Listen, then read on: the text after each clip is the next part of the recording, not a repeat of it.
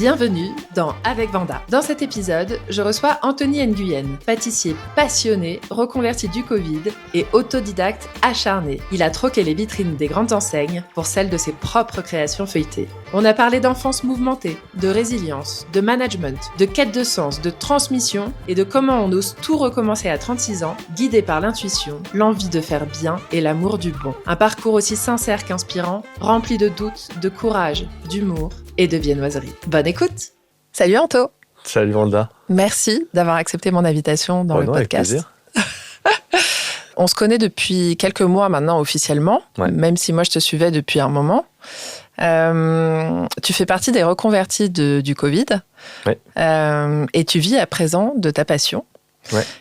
Et tu es même, au-delà de ça, tu as été très vite reconnu par tes pairs comme par le grand public parce que tu es l'un des plus talentueux dans ce que tu fais. Donc on le dira, on peut le dire dès maintenant, hein, tu t'es reconverti à la base dans la pâtisserie, mais finalement tu t'es spécialisé pour être tourrier. Ouais. Donc on expliquera, mais tu fais toute la viennoiserie, les pâtes feuilletées. Donc je voulais absolument qu'on parle ensemble parce que déjà j'ai eu un vrai coup de cœur amical parce que t'es quelqu'un de foncièrement gentil et ça fait du bien. Ouais. En plus, tu travailles beaucoup et tu t'es ouvert à la critique, à t'améliorer tout le temps et tout. Je trouve ça assez admirable. Donc je pense que il faut que les gens sachent qui tu es. Et qu'on comprenne comment t'en es arrivé là, parce que ça n'arrive pas en un claquement de doigts, quoi. Est-ce que ça te va ?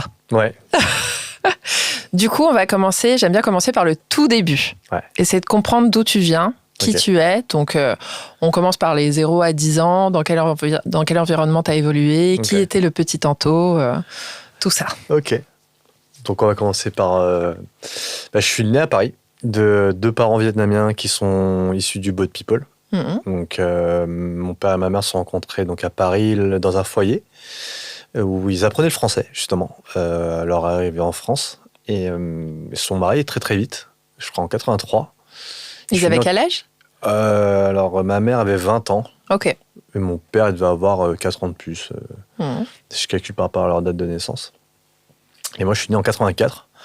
Ah ouais, ils sont allés très vite. Ouais, je pense qu'à l'époque... Ouais, voilà, on se marie et puis on fait un enfant. Ouais. Je suis fils unique et mes parents sont divorcés très très tôt. Moi, je devais avoir quelque chose comme 6 ou 7 ans. Ok. À l'origine du divorce, c'est le comportement de mon père. Je comprendrai bien plus tard que je pense que c'était quelque chose qui était très compliqué à gérer, je pense, au quotidien pour ma mère. Donc, j'ai grandi principalement avec ma mère. C'est ma mère qui est le point de repère de tout. Ok. Et elle avait ta garde, du coup ? Oui, alors ça, c'est un sujet qui me porte à cœur parce que c'est important de comprendre que aujourd'hui déjà en 2025 quand une femme porte plainte pour agression on a du mal à l'écouter et quand on l'écoute c'est pas forcément pris au sérieux. Alors imagine déjà il y a 40 ans quoi. Donc ma mère pour la petite histoire en fait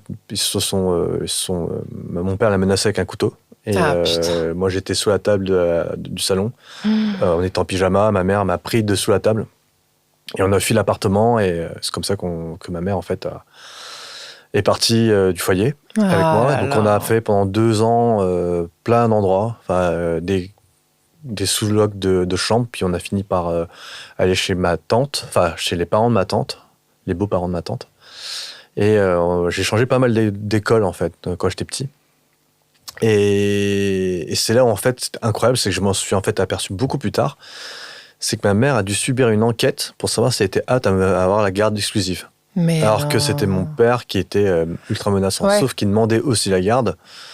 Et à l'époque, du coup, la juge avait demandé d'instruire en fait une enquête pour pouvoir si ma mère s'occupait bien de moi.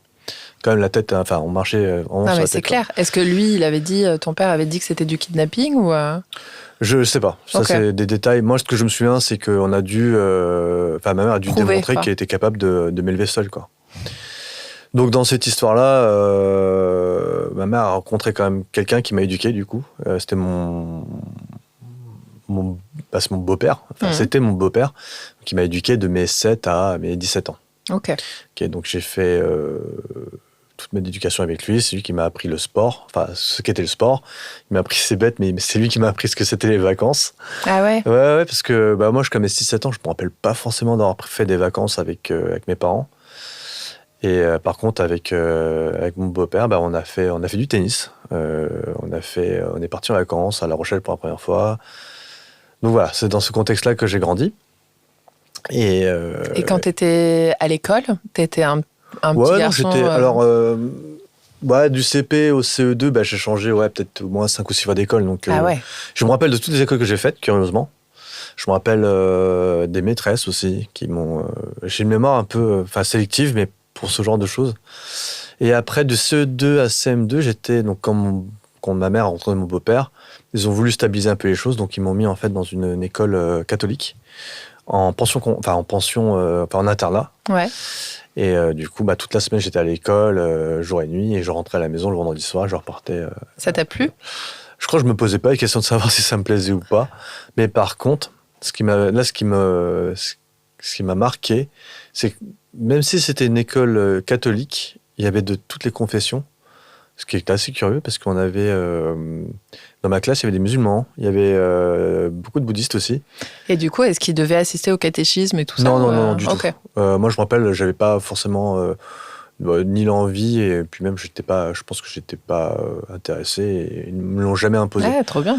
Ouais, non, franchement, j'en garde un bon souvenir. Je me rappelle que mes parents étaient venus même à la fête de l'école. C'était plutôt cool. Et finalement, à la sortie de l'école primaire, je suis retourné au collège public, là où on habitait, quoi. Et j'étais un élève plutôt moyen, mais j'avais 13-14 de moyenne. Je me rappelle de toutes les notes que j'avais, c'est assez curieux. Hein, mais, ouais, c'est clair. J'ai eu la chance dans cette école-là d'avoir appris l'anglais très tôt. Donc dès le CE2, en fait, on avait des cours d'anglais. Et ce qui a marqué ma scolarité, c'est que du coup, dans toutes les classes, j'étais assez fort en anglais. Donc j'ai fait les classes européennes et tout. Mais un peu comme tous les élèves, j'avais des facilités, puis je forçais pas forcément mon talent, quoi. Mais ça allait jusqu'au terminal où j'ai mon bac de justesse. Alors je suis allé la main dans les poches parce que je crois que j'ai eu 14, le bac blanc. Ouais. Donc, oui, et quand t'as des facilités, donc bon. Mais j'ai eu à 10 tout pile, quoi. Ils m'ont mis des points, je pense. Mais j'avais fait toutes les options, je crois. J'avais fait option théâtre, option sport. J'avais fait anglais européen, enfin bref, j'avais toutes les... Et j'ai pas réussi à avoir plus que la moyenne. Ouais, t'en voulais, hein, c'est dingue. Hein. En fait, je pense que là, en le disant, c'est un peu ce que je fais encore aujourd'hui, c'est que je faisais plein de choses déjà. Ouais. Je sais pas, peut-être que j'aimais bien aussi occuper mon esprit, certainement. Et du coup, j'imagine aussi que tu étais un petit enfant qui s'adaptait vachement bien. C'est ça, en fait. Alors, c'est marrant que tu dis ça, parce que c'est ce que je fais faire à mes enfants. C'est pour ça que là je suis venu avec Hugo. Ils ont l'habitude, en fait, d'être toujours avec moi dans tout ce que je fais. Comme ça, au moins, ça leur apprend à être adaptable. Ouais. Et facile à vivre aussi. Du coup, j'ai toujours été facile à vivre. En tout cas, ma mère me dit de ne pas bouger, je ne bougeais pas. C'est un atout, du coup, parce que je m'adapte assez facilement dans n'importe quel environnement, que ce soit avec les gens, ou l'endroit, ou l'environnement. Donc ça, c'est plutôt, je pense, une qualité qui s'est développée, en fait, très jeune. Ouais, c'est clair. Parce que ma mère m'a trimballé vraiment partout, parce que... aujourd'hui, c'est encore un sujet, hein, mais une mère célibataire avec un enfant pour trouver un appartement, c'est une tannée. Et du coup, ma mère, ça faisait pas exception, quoi. Donc, on a eu beaucoup de mal à trouver des logements. Elle s'est inscrite très très tôt je sais même pas comment on appelle ça, mais à la mairie pour avoir un logement social. Ouais. Et on l'a eu assez vite. Enfin, ma mère l'a eu assez vite parce que moi, à mes 18 ans, du coup, je cherchais, je pouvais retrouver un appart tout seul parce que j'ai travaillé en plus à l'époque, donc.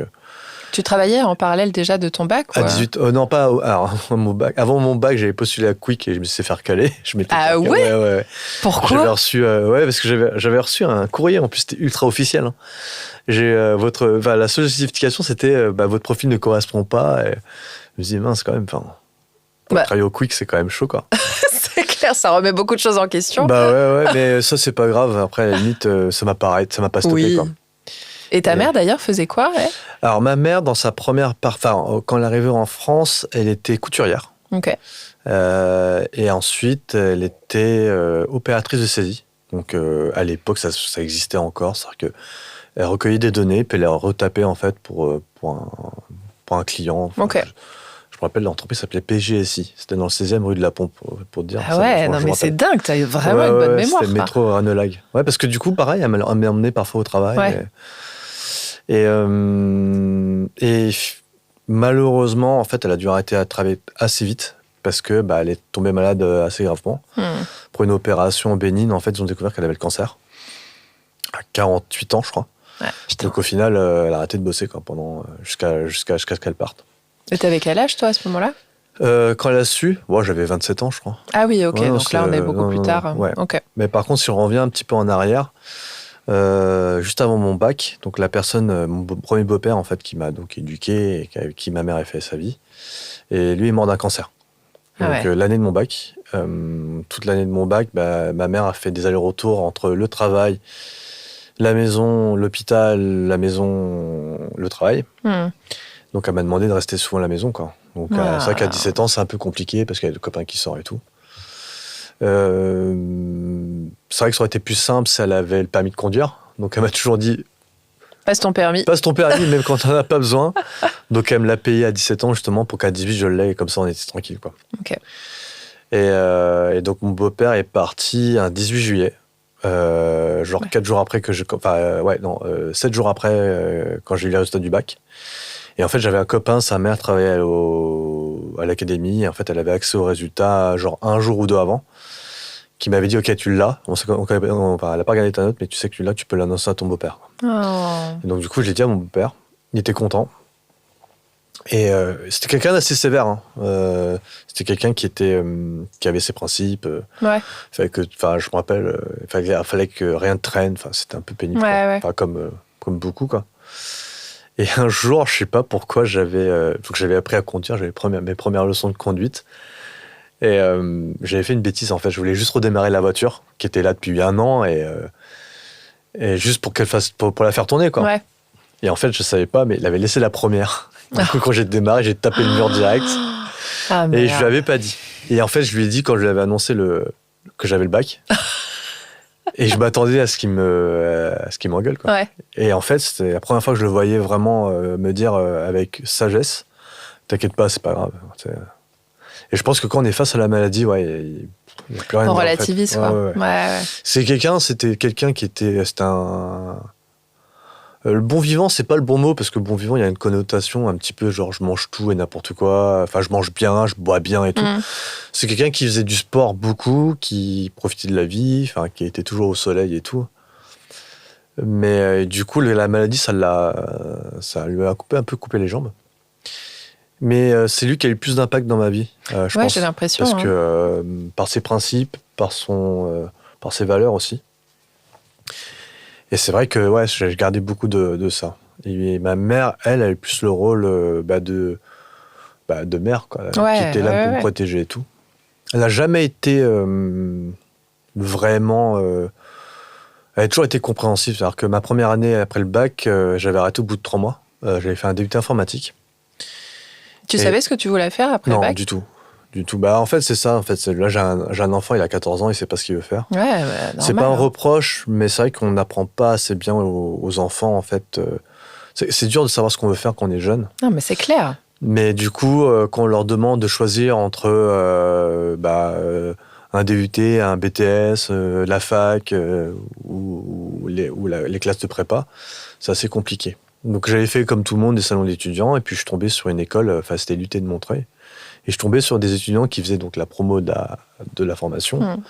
Et je tombais sur un gars qui s'appelait Buis à l'époque, et qui m'avait parlé du DUT informatique. Il m'a dit c'est assez généraliste, un peu spécialisé forcément en informatique, mais ça peut être pas mal parce que du coup c'est assez ouvert, qui peut t'emmener vers un IUP et tout. Et je m'y étais inscrit. Et un DUT informatique, c'est plus pour les gars les personnes qui ont un bac scientifique et tout. Moi j'avais un bac ES. Ok. Et j'étais le seul de toute la promo. Je me rappelle, il y avait 3000 candidatures et 80 places. Wow. Autant dire que ma chance était vraiment toute petite, quoi. Mais je me rappelle de ma lettre de motivation où j'essaie de convaincre, justement, et c'est pour ça que j'accorde beaucoup d'importance, en fait, pas forcément au CV, mais aux lettres de motivation. Je me rappelle, j'avais fait une lettre avec une répétition, avec une récurrence dans le pourquoi. Je disais pourquoi moi, pourquoi cette formation, et je pense que ça avait plu. Mal. Donc j'ai été sélectionné et j'ai fait 3 mois là-bas. Sauf que je comprenais strictement rien au cours. Mais vraiment rien. C'était compliqué, c'était super dur. En plus, j'avais des camarades qui comprenaient super vite. Et ça m'a découragé, quoi. Et du coup, au mois de décembre, je me rappelle, je vais voir la directrice de l'école, je lui dis j'aimerais bien arrêter. Et elle m'a engueulé et j'en ai pleuré. Ah ouais. Elle m'a dit, mais tu te rends compte, tu as volé la place de quelqu'un. Voler, non mais tout de suite les grands mots. Non mais c'était vraiment... Et du coup, j'en ai pleuré, quoi. Donc la première chose que j'ai faite, c'était d'aller voir ma mère à son travail.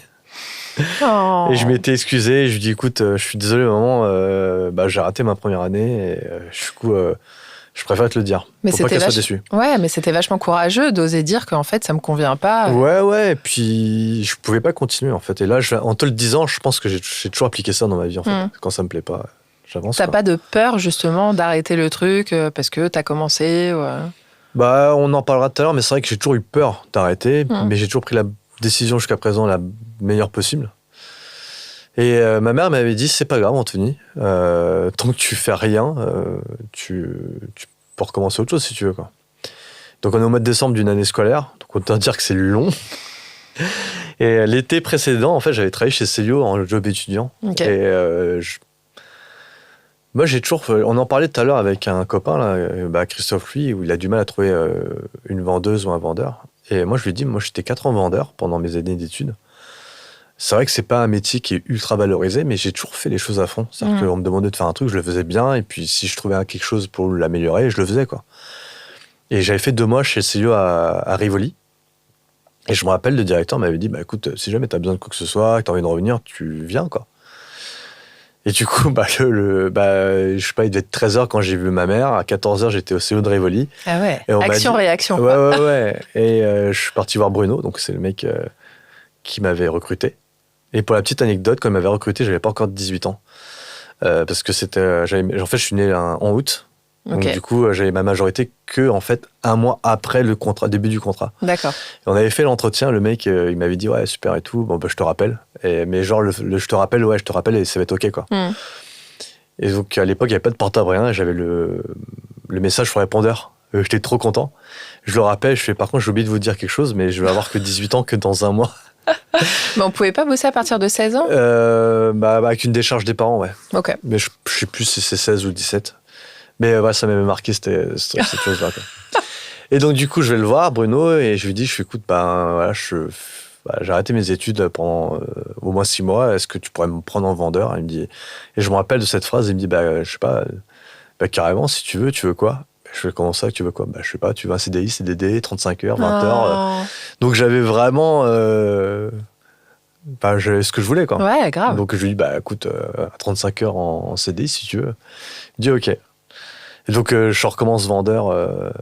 Dans quel Célio, du coup? Là, c'était Célio alors, si je me trompe pas, Opéra. OK.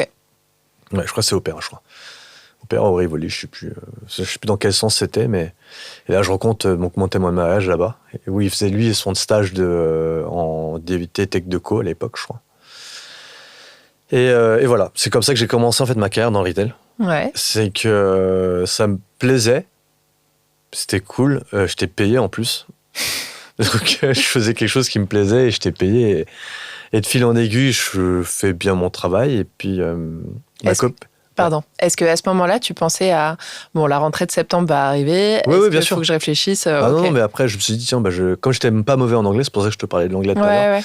Je me dis, en fait, j'avais hésité à l'époque entre être prof d'anglais et faire de l'info. Et au final, je me dis, ça se trouve, ça va être l'anglais. Donc, pareil, je travaille chez Célio et tout. Bon, finalement, Célio, ça s'arrête, je crois, 3 ou 4 mois après, parce qu'on me dit, ouais, chez Zara, on est mieux payé. Je fais, OK, vas-y, chaud. Donc, j'ai travaillé chez Zara 3 mois après, au Forum des Halles. Donc, le Forum des Halles des années 2000, on me dire que c'est genre ghetto. C'est clair. Mais c'était trop bien. Franchement, j'ai passé super années là-bas. Et du coup, je m'inscris à la fac de Paris 3. Pareil, encore un truc un peu complexe. C'est un mélange de LSE anglais, donc c'est la fac qu'on fait quand on veut devenir prof, mais avec des matières économiques et financières. Okay. En anglais.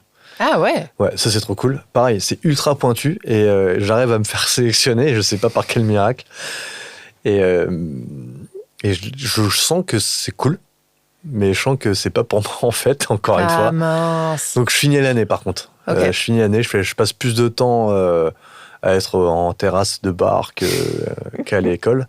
Parce que j'ai une particularité, c'est que je m'endors très très vite.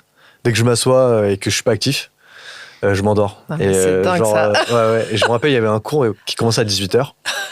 C'était civilisation portugaise.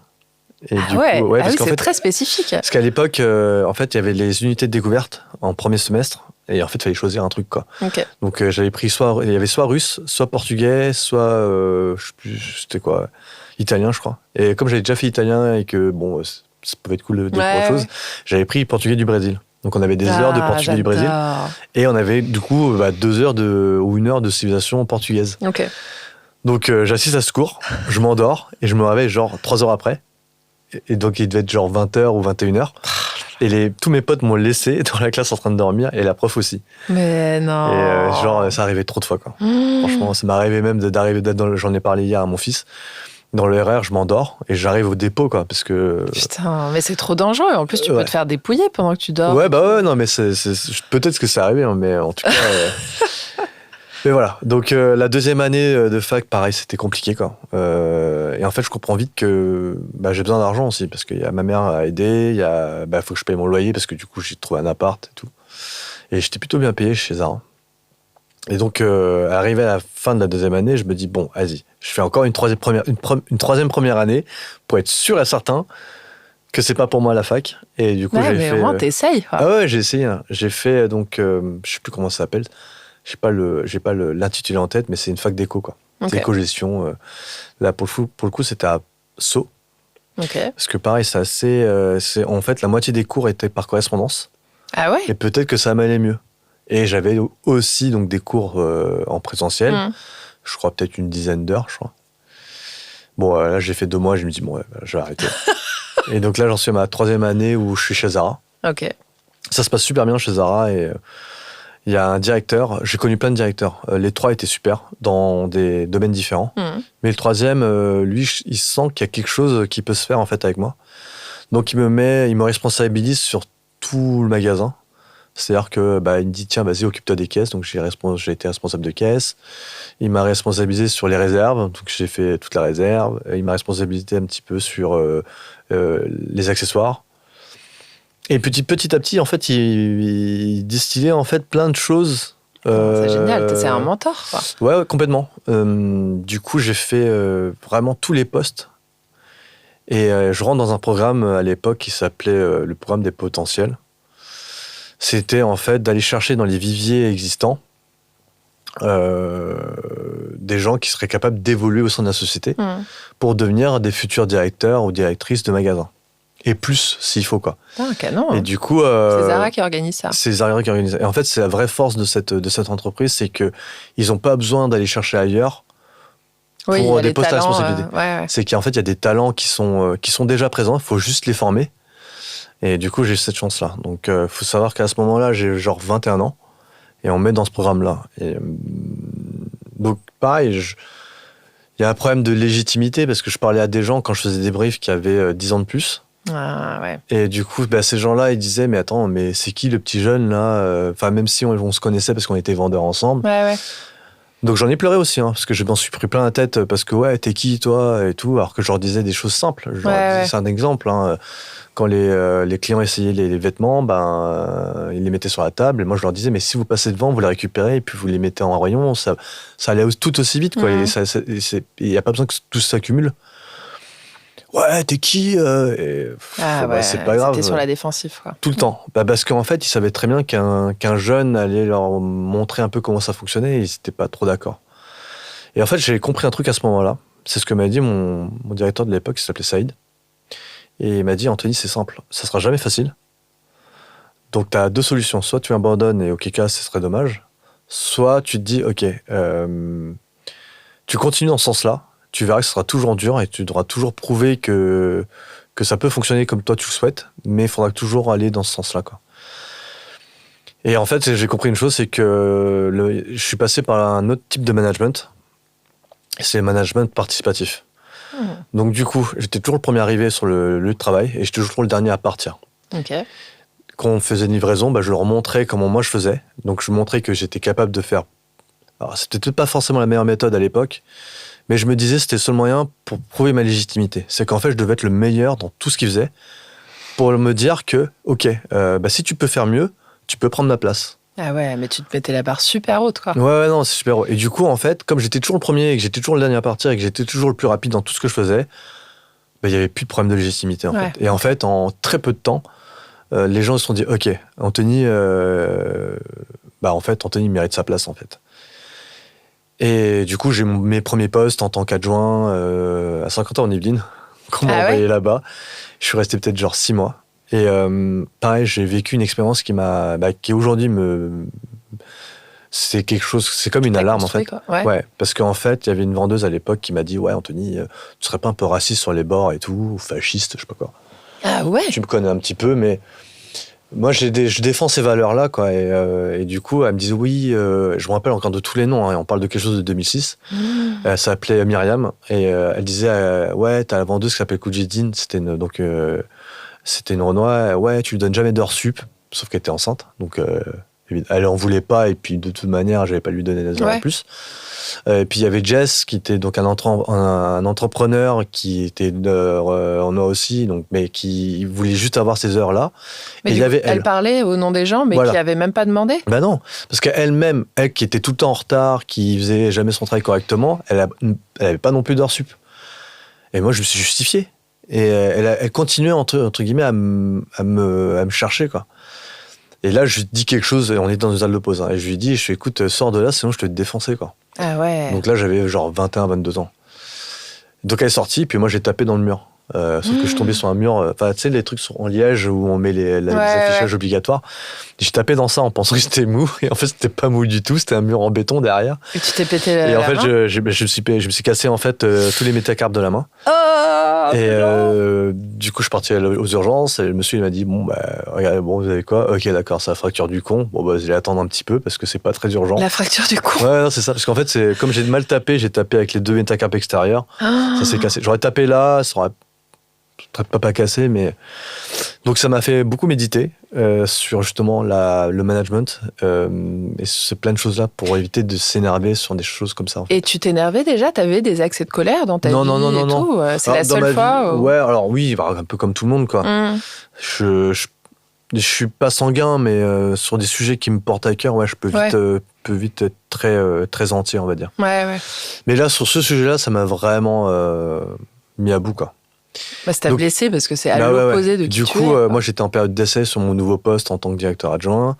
Donc, j'appelle ma boss. Je lui raconte tout. Je fais, écoute, moi, je comprendrais clairement que vous mettez fin à ma période d'essai. Que vous me mettiez... Enfin, j'étais vraiment prêt à assumer en fait, les conséquences. Quoi.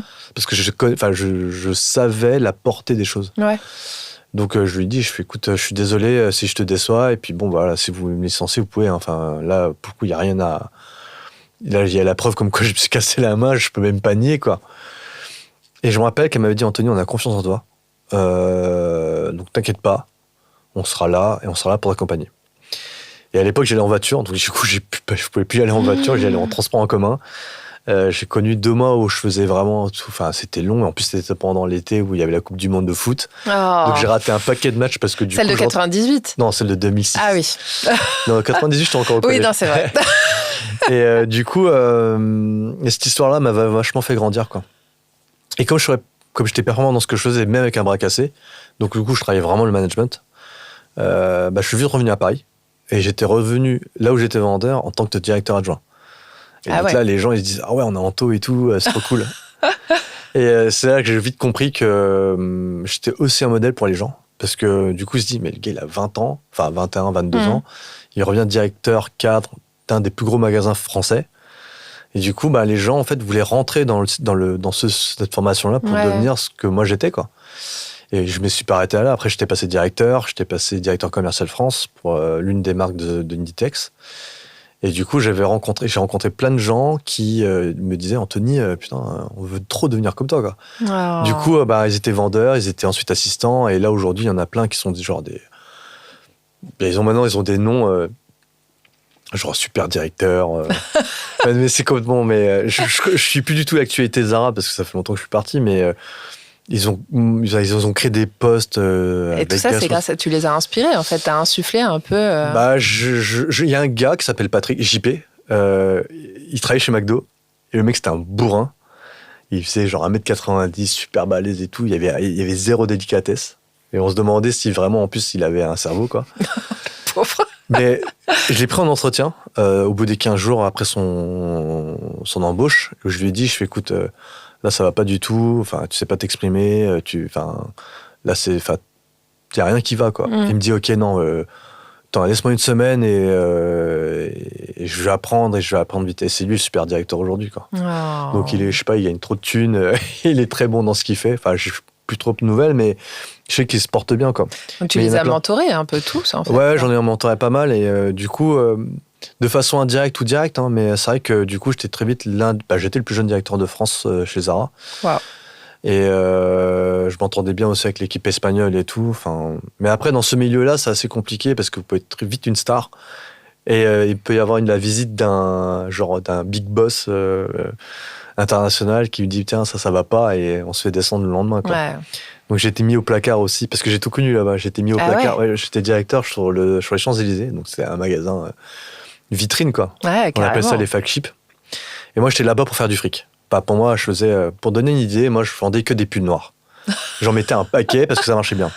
Le mec, c'était le boss européen, il vient voir la boutique, il me dit, mais c'est quoi ça? Enfin, c'est limite, il me disait, c'est genre Tati, quoi. Et avec le recul, il avait raison. C'est-à-dire qu'on est sur les champs, on doit faire de l'argent, mais on doit faire rêver les gens aussi. Ouais. Et du coup, mais le lendemain, je me suis retrouvé dans un magasin qui était à Boulogne. Mais non. Et du coup, on m'a fait comprendre que, ouais, Anthony, il faut que tu travailles d'autres choses, quoi. Donc l'image. Ouais. Parce que moi, j'étais là à faire de la vache à lait, quoi, faire 80% du chiffre d'affaires avec des pulls. Ouais, et puis ils étaient bien contents, quoi. Ouais. Mais là, c'était encore autre chose. Oui, ils recherchaient autre chose. Ils recherchaient autre chose. Donc avec le recul, à l'époque, je l'avais très mal pris, hein, parce que quand on est jeune et qu'on est vite, et là, on se prend une balle sérieusement, en plus, par le boss européen. Ouais, mais en plus, tu te dis, je fais ça pour vous, je ramène du fric pour vous, quoi. Et en fait, il y avait une phrase du directeur général de l'époque, qui je pense qui est toujours directeur général, c'est Jean-Jacques Salin. Il a toujours dit une chose qui m'a marqué, et je pense que c'est quelque chose qui est très vrai, c'est qu'il y avait une des directrices qui avait volé, et on l'avait virée, à juste titre. Mais du coup, c'était quelqu'un de très sympathique, je la connaissais pas. Hein. Mais il y avait plein de collègues directeurs, directrices qui disaient, oui, mais tu te rends compte, elle a donné toute sa vie et tout. Et là, très froidement, il a dit, mais il me semble qu'elle a été payée pour ce qu'elle a fourni comme travail. Ouais. Donc, c'est pour ça que je dis tout le temps aux gens, travaillez à hauteur de 100%. Et si vous faites plus, j'ai dit encore il y a 2 jours à une personne qu'on recherche pour des boulangeries, si tu travailles au-delà de 100%, il faut le faire que pour toi. Ouais, et c'est ta responsabilité. C'est ta responsabilité d'engager en fait plus de travail. Si tu le fais le plus, le plus gros risque que tu vas rencontrer, c'est de créer de la frustration. Et au final, c'est pas bon, quoi. Ouais. À contrario, si on est à moins de 100%, du coup, on se dit, on a peut-être des choses à se reprocher, quoi. Donc, du coup, c'est pour ça que j'ai toujours cette mentalité de toujours à 100%. Et ce que je fais en plus, même si ça blesse, hein, parce qu'on peut donner plus, on a toujours une sorte de... Enfin, on est humain, hein, donc du coup, on se dit, on attend peut-être quelque chose. Ouais. Et ça arrive pas, quoi. Et du coup, il avait juste dit ça très froidement, et ça avait choqué tout le monde. Mais moi, finalement, ça résonnait super juste, finalement. En fait, on accepte juste qu'elle a été sanctionnée pour ce qu'elle a fait. Ça, c'était factuel. Ouais. Mais elle a été aussi rémunérée pour ce qu'elle avait fait, quoi. Ouais. Donc, quelque part, je comprends. Je peux comprendre aussi les mois que ça a créé. Mais du coup, ça m'est resté, quoi. C'est ouf, hein, ça a été vachement formateur. Hein. Ouais, c'est quelque chose... aujourd'hui, à aucun moment, je regrette ce que j'ai pu vivre. Il a fallu que je passe à autre chose pour vivre une autre vie, quoi. C'est ce que je fais aujourd'hui. Et donc, ça, c'est ma période, c'est 10 années de ma vie, quoi. Donc, à ce moment-là, tu te demandais, est-ce que j'ai envie d'autre chose ou tout ça? Ouais, et là, je fais un break de genre 1 an, où j'ouvre un restaurant de pâtes avec des amis de ma famille. Mais non. Je te jure. Et ça marche pas, et du coup, ça me plaît pas trop, quoi. Et je reviens dans le retail. Mais du coup, il y avait quand même un peu la bouffe. Ouais, il y avait la bouffe. Mais en fait, ce que je t'ai pas dit, c'est que mon père était chef. Mon oncle est chef encore aujourd'hui, et donc j'ai toujours grandi en fait Et puis on a toujours fait des grands repas, on a toujours reçu des gens à la maison. Ma tante et mon oncle qui recevaient genre 20 personnes à la maison. Donc il y a la bouffe, pour moi, elle est trop importante. Enfin, la nourriture, c'est Encore plus dans la culture asiatique, on dit rarement je t'aime entre nous, mais par contre, éplucher un fruit, on se fait à manger, tout ça, c'est un langage d'amour aussi. Mais c'est toujours un peu là, quoi. Moi, je me rappelle, là, quand je suis venu avec Hugo, mon père et mon oncle, en fait, me prenaient au resto, quoi. Je sais que mon oncle, il me mettait dans un coin de la cuisine, il me donnait de l'eau et de la farine, puis je faisais ma pâte et je faisais des boules, je m'amusais avec, quoi. Oh. Mais ouais. Donc, je fais une petite année où on ouvre un restaurant de pâtes, ça marche pas trop, et puis moi, ça me plaît pas. Et puis, même l'air de rien, la réalité économique est telle que je gagne pas assez. Parce que je m'étais habitué à un certain niveau de vie. Mais c'est ouf parce que là aussi, tu te lances direct dans un projet entrepreneurial du jour au lendemain. Alors que j'étais directeur commercial, je crois. Ouais. Mais genre, t'avais négocié une rupture co et tout. Et puis en plus, alors, j'ai demandé, en sachant que je me dis, je la demande par principe, mais j'étais prêt à donner ma dème. Hein. Et pour te dire à quel point j'étais bien vu par la société, donc le DRH m'a dit, mais attends Anthony, tu sais, tu peux écrire une lettre comme quoi tu veux une rupture conventionnelle, on serait vraiment ravis de te la donner, quoi. Oh. Parce que tu nous parles de quelque chose qui te tient à cœur et nous, pour tout ce que tu as pu faire, en tout cas, on sera OK pour te la donner, quoi, si tu la demandes. Là, aujourd'hui, je sais pas quelle boîte te demanderait comme ça. Mais c'est dingue parce que toi, à ce moment-là, tu avais des économies et tout, tu avais une confiance dans ce projet. Non, mais je pense que j'étais encore un peu jeune, j'avais genre 26 ans, donc j'avais encore vraiment de la conscience. Hein. J'en étais à ma 5e moto. Franchement, le seul regret que j'ai vraiment aujourd'hui, c'est de ne pas avoir acheté un appart quand j'avais 22 ans, parce que là, je serais genre millionnaire. Là. Ou plusieurs apparts, non. J'aurais dû jouer au Monopoly, mais bon, c'est comme ça. Et donc, je fais une année, et puis là, je me dis, il faut que je revienne dans le game du retail, parce que c'est là où je m'exprime le mieux, c'est là où je suis compétent.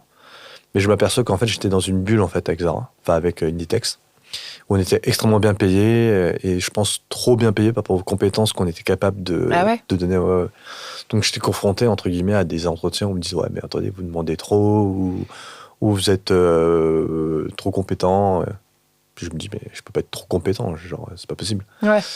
T'es compétent ou tu l'es pas, quoi. Voilà, mais au final, j'ai vite compris, en fait, c'était pas une question de compétence, c'était une question de prétention salariale. Et qu'au final, on était bon dans l'opérationnel, mais pas assez bon dans certains domaines comme le service client. Zara n'était pas connu pour le service client le plus foudroyant du monde il y a 15 ans. Quoi. Ouais, c'est vrai. Et du coup, je me dis, tiens, vas-y, tu sais quoi, on va recommencer à zéro. Et je deviens manager de vente, genre l'équivalent d'un assistant, quoi, au printemps. Chez Citadium, enfin du coup printemps. C'est dingue, mais comment ça te vient de faire ça, quoi? Je sais pas, c'est juste. Et de recommencer un peu tout en bas. J'ai jamais eu peur de recommencer à zéro, hein, parce que c'est clair. Je me suis toujours dit que, enfin ma mère a toujours dit que si tu avais besoin de quelque chose, tu travailles. Donc au final, pour moi, le travail c'est juste un moyen de gagner de l'argent. Et après, si ça te plaît, tant mieux. Si ça te plaît pas, tu changes, quoi. Et donc là, je passe 9 mois chez Citadium où je me dis, c'est trop bien, c'est kiffant, il y a une super ambiance et tout. Mon premier jour, je rencontre un joueur de basket ultra connu à l'époque, ça s'appelle Derrick Rose. Et je me dis, je suis trop au bon endroit, quoi. Sauf que, en termes de compétences professionnelles, on développe pas. Du coup, pour le coup, je suis trop qualifié. Ouais, t'es frustré, non? J'étais pas frustré pendant les 6 premiers mois parce que je m'éclate vraiment. On s'amuse, on fait plein de trucs, il y a plein de projets événementiels avec les marques avec lesquelles on travaille et tout. Mais c'est vrai qu'à un moment donné, je me dis, je plafonne. Et puis même au niveau salaire. Ça correspond au poste, hein, ce qui est normal, mais j'étais habitué à gagner 2 fois plus, quoi. Et il te faisait pas évoluer Si, mais c'était pas fou, quoi. Et du coup, je pars pour une autre marque, Lacoste, où je travaille pour la plus grosse boutique au monde, je crois. Ah ouais? Ouais, en termes de chiffre d'affaires. À l'époque, je sais pas. À la Vallée Village. Et là, je gère vraiment, littéralement, des millions d'euros, quoi. C'était hallucinant. La marque a un rayonnement incroyable dans le centre commercial dans lequel je travaille. Et là, tu étais directeur, du coup? Là, j'étais directeur de la boutique. T'avais combien de personnes que tu Là, on était genre 50, je crois. Ah ouais? Ah ouais, non, c'était... je me rappelle, pour te donner un ordre d'idée, le premier jour des soldes là-bas, on vendait, je crois, on avait fait 180 000 euros de chiffre d'affaires. C'était l'équivalent de 4 000 polos. Mais non! Je te jure, c'était incroyable. Donc en fait, c'est vraiment un mélange d'opérationnel, de management, et pareil comment ça s'appelle, je sais pas comment on dit ça, mais d'intendance aussi, parce qu'il faut pouvoir réceptionner toutes ces marchandises-là. C'est clair. Et aussi beaucoup d'humains. Parce que l'air de rien, tu gères de l'humain des deux côtés, en back et en front. Et, par contre, c'était super loin. C'était à Vallée-Village, au Val d'Europe. Moi, j'habitais dans le 15e, donc c'était vraiment à l'autre bout. Ah ouais, c'est clair. Et au final, j'étais démarché par Swatch pour être directeur du magasin des Champs-Élysées. Donc, je reviens sur les champs. Qui est à côté, en plus, de la boutique Zara. Et là, je me dis, tiens, pourquoi pas de l'horlogerie et tout. Donc, je fais une petite escapade en horlogerie. C'est assez sympa, mais je m'ennuie parce qu'on ne vend pas des montres comme on vend des t-shirts. Ouais. Oui, tu ne vends pas 4000 montres dans la journée. Ah, non, c'est sûr. Et là, je finis, je fais 2 ans, je crois. Ah ouais, quand même. Ouais. Je fais 2 ans et je travaille chez Morgane. Donc, pareil, sur les Champs-Élysées. En face, ouais. Genre, juste à côté, quoi. Le petit triangle d'or dans le dos. Ouais, c'est clair. Je suis vraiment un spécialiste des Champs-Élysées des années 2010. Hein. Bon, maintenant, je connais plus trop, mais... Et donc, je fais ma dernière entreprise dans le retail, donc avec Morgane. Et arrive le Covid. Tadam. Et je sais pas pourquoi, je me dis que je me rappelle en décembre qu'on voit en fait une information venant de Chine en parlant de cette... Une pangolin. Ouais. On en rigole à moitié. Mais je sens qu'il y a quelque chose qui va... Mais c'est vraiment genre de l'instinct, enfin, c'est vraiment intuitif, quoi. Tu le prends au sérieux. Je le prends vraiment au sérieux.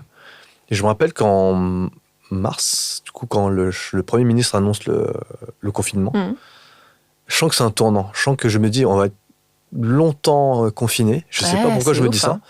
Donc, je m'équipe. Je m'achète un robot pâtissier. Je m'achète une barre de traction. Je m'achète de l'équipement de sport. 2-3 jours après le confinement, j'achète même beaucoup de papier d'origami. Mais non. Je propose à ma femme d'aujourd'hui, donc à l'époque on venait de se rencontrer, je lui dis, écoute, viens, on reste ensemble. Parce qu'elle vivait dans un petit appart, et là je vis dans un appart un peu plus grand. Ah, donc vous emménagez ensemble. On emménage pendant les 3 mois, on se dit, là, si on passe 3 mois l'un sur l'autre, on se dit, il y a de fortes chances que ça marchera. Quoi. C'est mieux que des vacances, quoi. C'est que en termes de juge, de paix. Ouais, c'est clair. Et non, mais t'as une fin, c'est un truc de dingue. Ouais, c'est un truc de dingue. Parce qu'effectivement, moi, je l'ai tellement pas vu arriver. En fait, je sais pas pourquoi. On était sur le balcon et je lui dis, écoute, je sens le truc qui va durer super longtemps. Autant mettre à profit tout ce temps-là. Mais vraiment. Donc, le sport, le sport toutes ces choses qui étaient importantes pour toi, finalement, tu aujourd'hui, les là. Le sport, la pâtisserie. Ouais. Et en fait,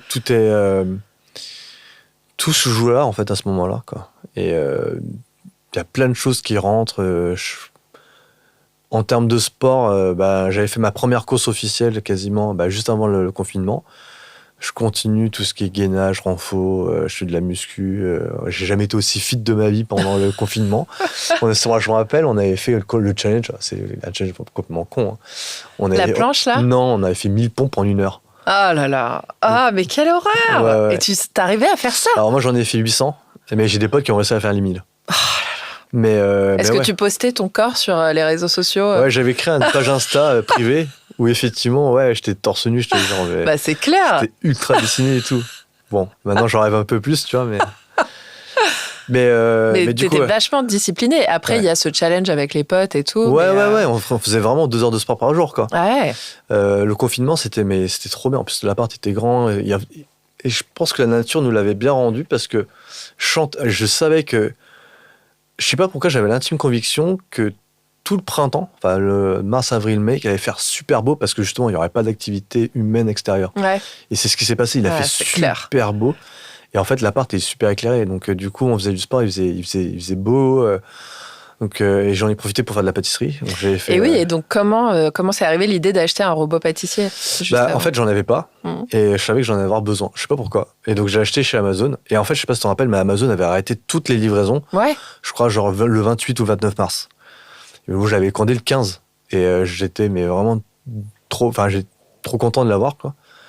Mais t'as une intuition de dingue, hein. À ce moment-là, ouais. Et je regarde les vidéos de la pâte de Dom, celui que j'avais invité pour apprendre à foncer des tartes, pour faire des tartes au citron. Puis j'ai regardé la première pâtisserie que j'avais faite, c'était de Charles et Ava.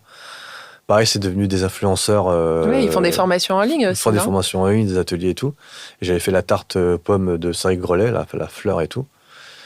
J'avais passé, 3-4 nuits blanches, vraiment. J'attendais que tout le monde s'endorme pour faire. Donc, Pourquoi tu le faisais à ce moment-là ? Parce que, je sais pas, je n'arrivais pas à dormir. Et en fait, je sais pas toi, mais j'avais du mal à trouver un cycle de sommeil fixe. Et comme j'avais des activités qui me prenaient du temps, Genre, la pâtisserie ou l'origami, en fait, qu'on s'endorme à 4h ou qu'on s'endorme à midi, c'était pareil, en fait. Oui, c'était pas grave, ouais. Ouais, c'était pas... Est-ce que t'avais, parce que je sais que t'as 2 fils, est-ce que t'étais avec eux à ce moment-là? On avait alterné une semaine. Ok. En garde. Donc, en plus, j'avais une liberté de ouf, parce que comme j'avais la garde des enfants alternés, j'avais le droit de sortir. Ah! Et en plus, alors, ça c'est un peu moins fun, mais comme ma mère était gravement malade, je pouvais sortir aussi pour lui apporter les courses et des trucs comme ça, quoi. Oui, donc t'étais pas à 100% confiné. Non, ou limite, tu pouvais même amener des pâtisseries à ta oui, mère, et c'est ce que j'avais en fait. C'est que du coup, toute la pâtisserie que je faisais, en fait, je pouvais pas tout manger, c'était pas possible, parce qu'en fait, on peut pas faire des petites quantités. Donc, je faisais pour 6-8, et puis je les distribuais, j'ai redistribué aux mamans des enfants, je les distribuais à mes parents. Et un de mes potes, en fait, qui habitait pas très loin, quoi. Donc, il faisait cobaye, quoi. Ouais. Mais à ce moment-là, c'était vraiment juste pour le kiff. Ouais. Et tu cuisinais avant le confinement ou pas? Ouais, genre, par contre, j'ai toujours reçu les gens à la maison. Ok.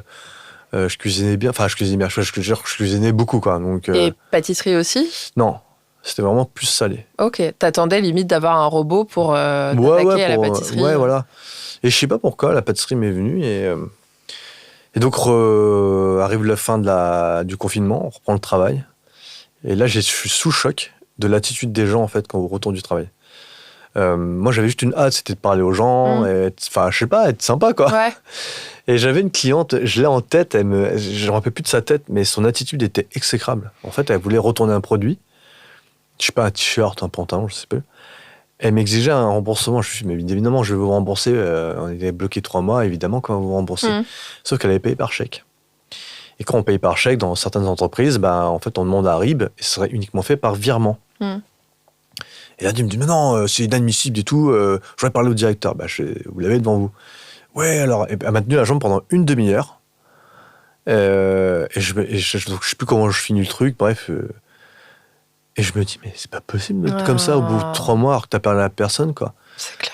Et ça se reproduit genre 5 ou 6 fois. Ah ouais? Dans les mois qui suivent, quoi. Enfin, dans les semaines qui ont suivi et tout. Et là, je sens qu'il y a quelque chose qui va plus trop, en fait, que j'aime plus ce que je fais. Et je fais pas mal d'erreurs. Je manque plusieurs fois à mon poste. Enfin, bref, je m'endors aux réunions. Ah ouais, donc t'es plus dedans. Je suis plus dedans. Et l'idée se fait son chemin. Je me dis, tiens, vas-y, est-ce que je peux faire quelque chose d'autre dans ma vie? Et c'est là où j'ai vraiment peur. Parce que là, je me dis, si je recommence à zéro, c'est que là, je retouche vraiment 0 €, quoi. Et si je pars, j'ai pas de rupture co, j'ai pas de chômage, j'ai rien, quoi. Et je sais pas, je me dis, tiens, ce serait cool de vendre des tartelettes.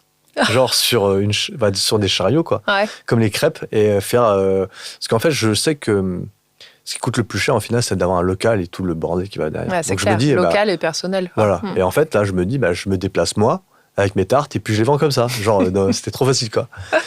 Et je regarde que c'est de la pâtisserie fraîche. Donc il faut avoir un CAP. Et puis en plus, c'est mon pote maintenant. Et du coup, je vois qu'il y a un gars qui a ouvert une pâtisserie qui s'appelait Tartelette. Alors que moi, je voulais l'appeler Tartelette. Oh. J'étais dégoûté et tout.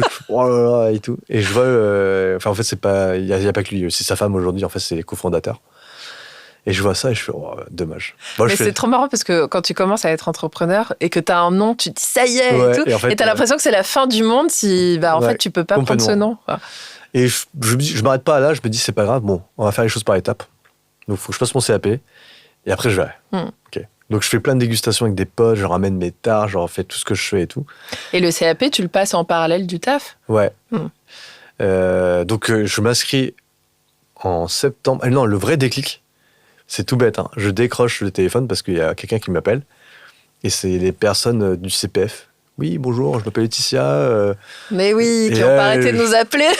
Et je fais, mais qu'est-ce que vous voulez? Et là, elle me parle de CPF et je sais pas ce que c'était. Alors, j'étais directeur quand même de magasin, j'étais censé savoir. Mais on n'en parlait pas du tout avant le Covid. Et en fait, elle me dit, aussi, vous avez de l'argent qui est dédié à la formation et tout. Je fais, ah ouais, trop cool. Et là, je fais l'erreur de lui dire combien j'ai.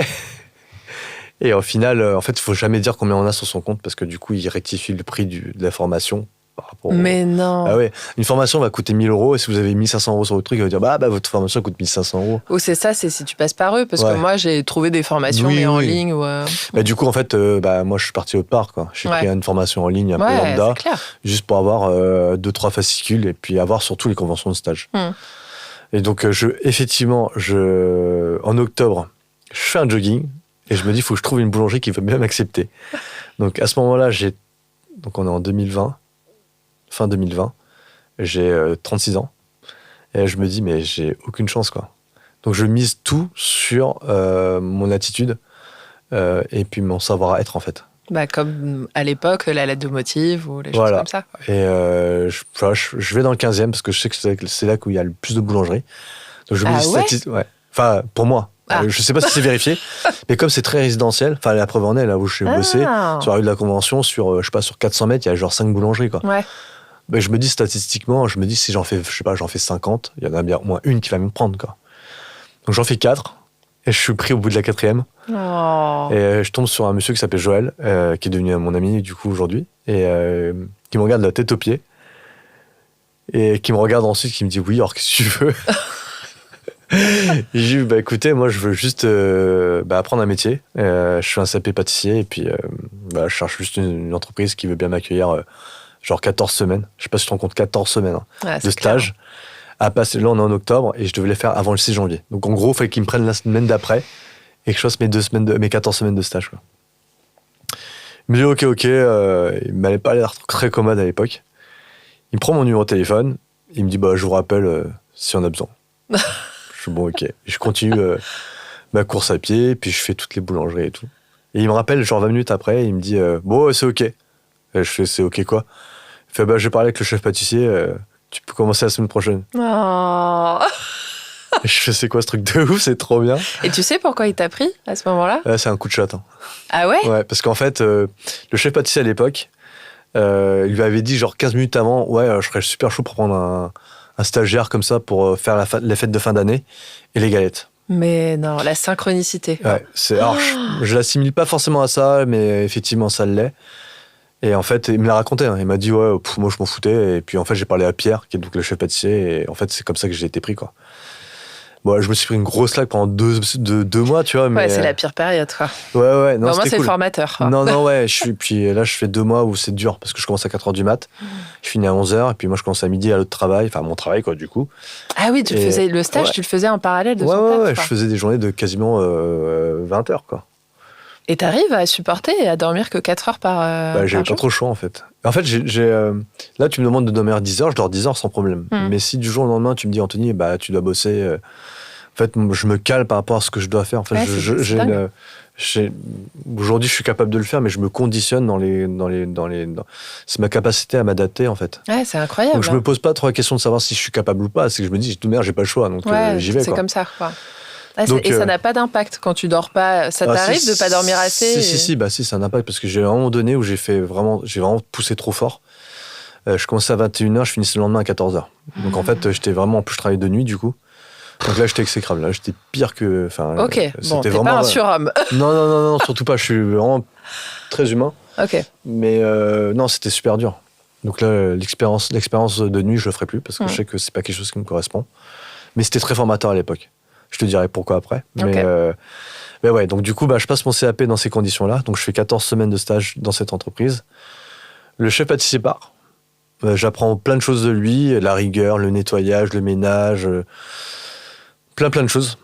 Plein de choses aussi que je ne veux pas faire ce qu'il fait. Son management était merdique. J'avais confondu une fois une tarte et un autre truc, quoi. J'avais l'impression d'avoir tué la reine d'Angleterre, quoi. Ouais. Donc je l'ai remis à sa place. C'était le pire des choses qu'il fallait pas faire, quoi. Et je lui ai dit, c'est bon, je suis pas ton gosse, quoi. Enfin, je suis pas un apprenti de 14 ans. Tu peux me dire normalement les choses. J'ai fait une connerie, il y a pas de problème, j'assume. Mais t'as pas. Donc je lui avais répondu, si tu veux, si c'est le problème d'argent, je te les achète tes tartes. Hein, je m'en fous, quoi.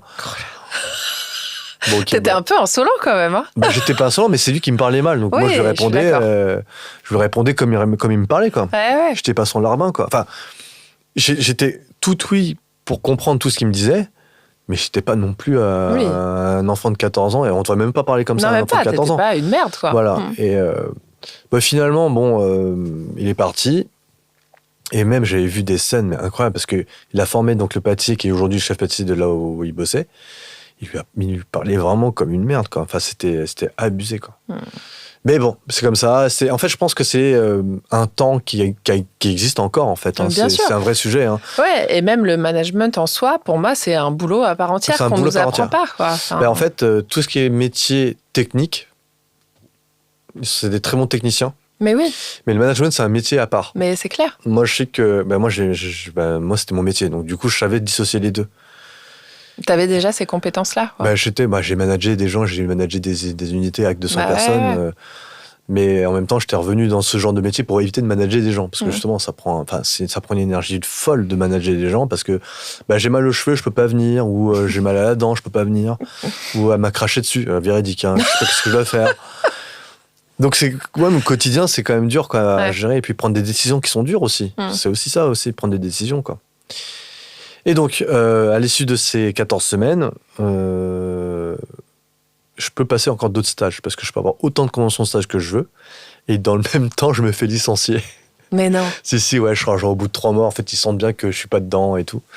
Donc, ils m'ont pris genre des raisons toutes factuelles. Hein, où j'étais pas présent à mon poste à l'heure qu'il fallait. Oui, ce qui est vrai. Oui, qui est totalement vrai. Où j'étais aussi, je m'étais endormi pendant les visios. C'était assez extraordinaire. Hein. Mais du coup, ça m'allait. Mais donc, je me fais licencier. J'ai le chômage quand même, malgré tout. Et je continue à faire mes stages. Et là, je fais genre 6 mois de stage. J'arrive à faire renouveler mes conventions de stage auprès de cette entreprise, auprès de Joël.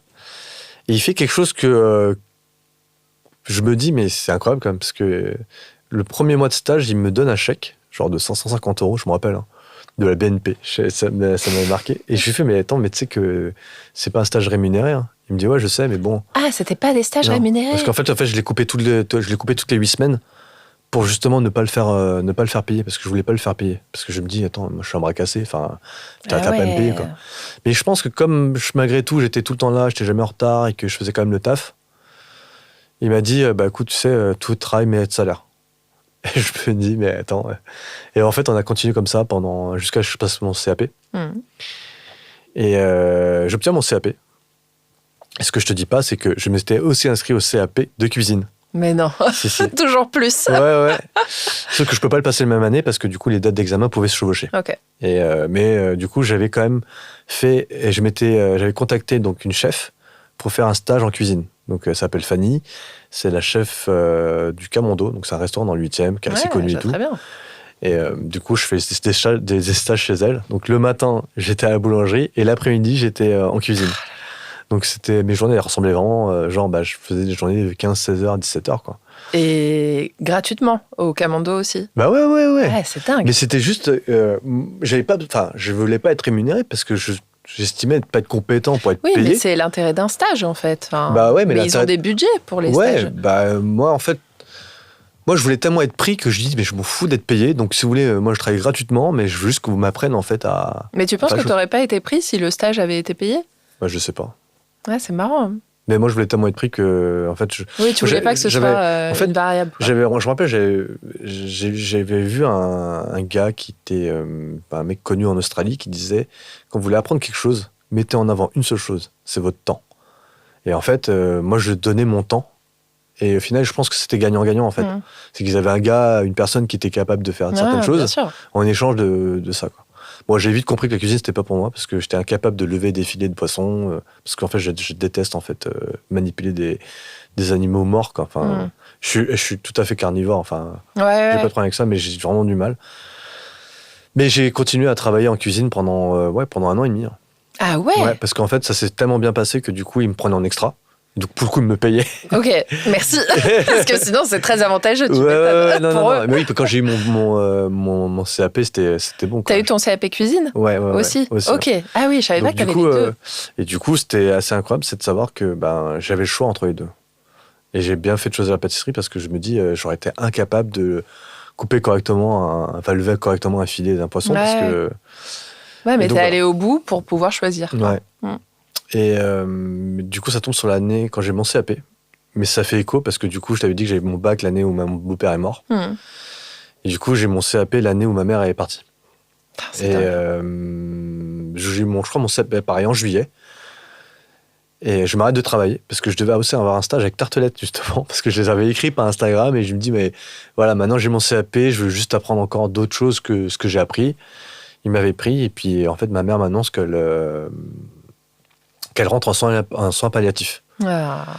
Donc je reste tout l'été en fait avec elle. Donc elle part en soins palliatifs le 30 août. Et donc toi, tu bosses pas à ce moment-là? Non, je bosse pas. Non, j'avais encore un peu de chômage, je crois, qui traînait un petit peu. Et c'était sur le chemin de la boulangerie où je travaillais. Donc, tu sais, je venais dire bonjour à Joël et tout, certains soirs, quand je sortais de l'hôpital, quoi. Et elle part, je crois, le 4 octobre. Et Joël me dit, Anthony, si ça te dit, j'ai un poste qui se libère, parce qu'il y avait un monsieur qui s'appelait Dominique, qui était donc proche de la retraite, mais qui avait mal au dos. Donc, en fait, il a réussi à le faire passer en maladie professionnelle. Bref, ça avait duré genre 3 ans, quoi, leur bordel. Et il avait enfin libéré le poste. Et il était chef pâtissier? Il était, tourrier. Et à ce moment-là, alors que j'avais le diplôme, je savais même pas ce que c'était le métier de tourrier, quoi. Ah, attends, c'est dingue. Et Joël me dit, bah écoute, il y a un poste au Tour, il est disponible, donc si t'as envie de bosser. Et je me rappelle d'une phrase, j'ai oublié de te le dire. Pendant que je passais mes stages, je lui avais posé la question et je lui avais demandé d'avoir une réponse tout à fait honnête. Et je lui ai dit, si jamais j'ai mon diplôme, est-ce que tu serais prêt à m'embaucher? Et donc il m'a dit, donc tu voulais une réponse honnête, et il m'a dit, non, je t'embaucherai pas parce que j'aurais préféré prendre un apprenti qui a déjà 2-3 ans d'expérience, quoi. C'est une réponse tout à fait honnête et tout à fait légitime, tu vois. Et en fait, dans ma tête, je me dis, mais attends, mais tu sais quoi, je vais te prouver que... Challenge accepted. Bah ouais, non, mais c'est ça, c'est qu'en fait, c'est que je peux valoir mieux qu'un apprenti de 18 ans qui a 3 ans d'apprentissage, quoi. Et du coup, il m'a donné raison en me proposant le poste, quoi. Donc pendant 3 mois, j'apprends les métiers de base, enfin le métier de tourrier, quoi. Et alors, est-ce que tu peux expliquer? Parce qu'effectivement, je pense qu'il y a plein de gens qui savent pas ce que c'est qu'un tourrier. Alors, tourrier, en fait, c'est étymologiquement, donc il y a le mot tour. Donc en fait, c'est simplement en fait donner des tours à la pâte. Donc le feuilletage, c'est juste composé en fait d'une couche de pâte et de beurre qu'on assemble en fait au fur et à mesure des plis, quoi. Mais ça, on me l'explique pas comme ça. On me l'explique en disant, bon, Anthony, tu vas faire des croissants. Mais c'est dingue, effectivement, c'est dingue qu'on n'en parle pas, même pendant le CAP. Non. Alors, moi, comme j'étais pas en cours, c'était des cours à distance, quoi. Donc, en vrai, ça se trouve, ils en parlaient, sauf que moi, tu sais, je regarde pas trop, quoi. Mais c'est vrai que ça m'avait pas vraiment... j'étais pas forcément... Ouais, et c'est marrant, parce que c'est l'une des premières choses que tous les Français voient et mangent. C'est ce que je dis, en fait, aux gens. Quand vous rentrez dans une boulangerie, vous savez ce que fait le boulanger. Il dit, le pain. Ouais. Et vous savez ce que fait le pâtissier? La pâtisserie. Mais du coup, la personne qui fait la viennoiserie, c'est qui, à votre avis? Le boulanger ou le pâtissier. Enfin, tu sais. Et du coup, le tourrier ou la tourrière, en fait, est toujours mis... on le connaît pas encore. On l'a jamais mis en avant. Non, jamais. Et du coup, c'est là où j'ai appris, en fait, le métier de tourrier. Et en fait, Joël, lui, qui était donc pâtissier, il était devenu boulanger. C'est là où il a ouvert sa boutique.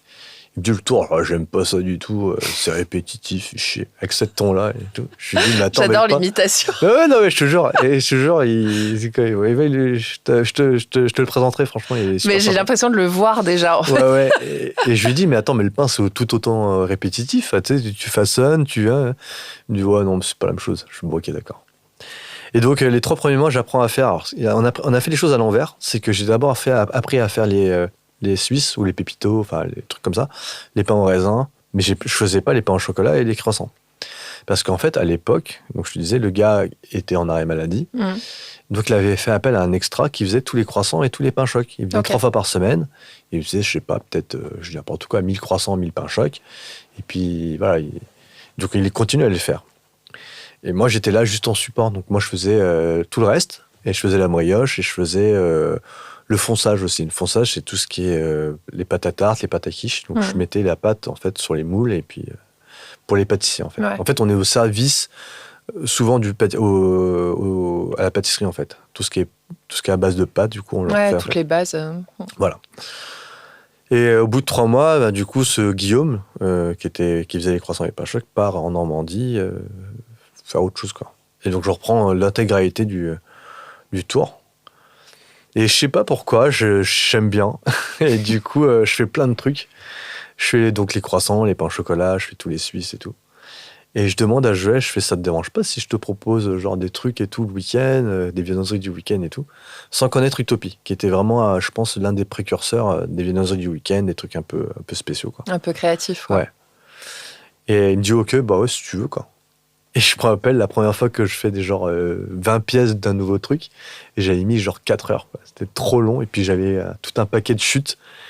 Et là, il vient me voir, il fait, Anthony, si c'est pour faire ça, laisse tomber, hein, parce que on va pas passer 4 heures à faire ça, et puis jeter de la matière première et tout. Ouais. C'est pas très rentable. Non. Et du coup, je fais, ok. Et en fait, je sais pas, les semaines ont suivi, et puis j'ai commencé à faire une viennoiserie pour le week-end, 2, 3, 4. Et j'étais capable de faire genre 6 nouveautés pour un week-end, quoi. Tellement j'avais des idées en tête, quoi. Je te jure, j'avais fait, mais...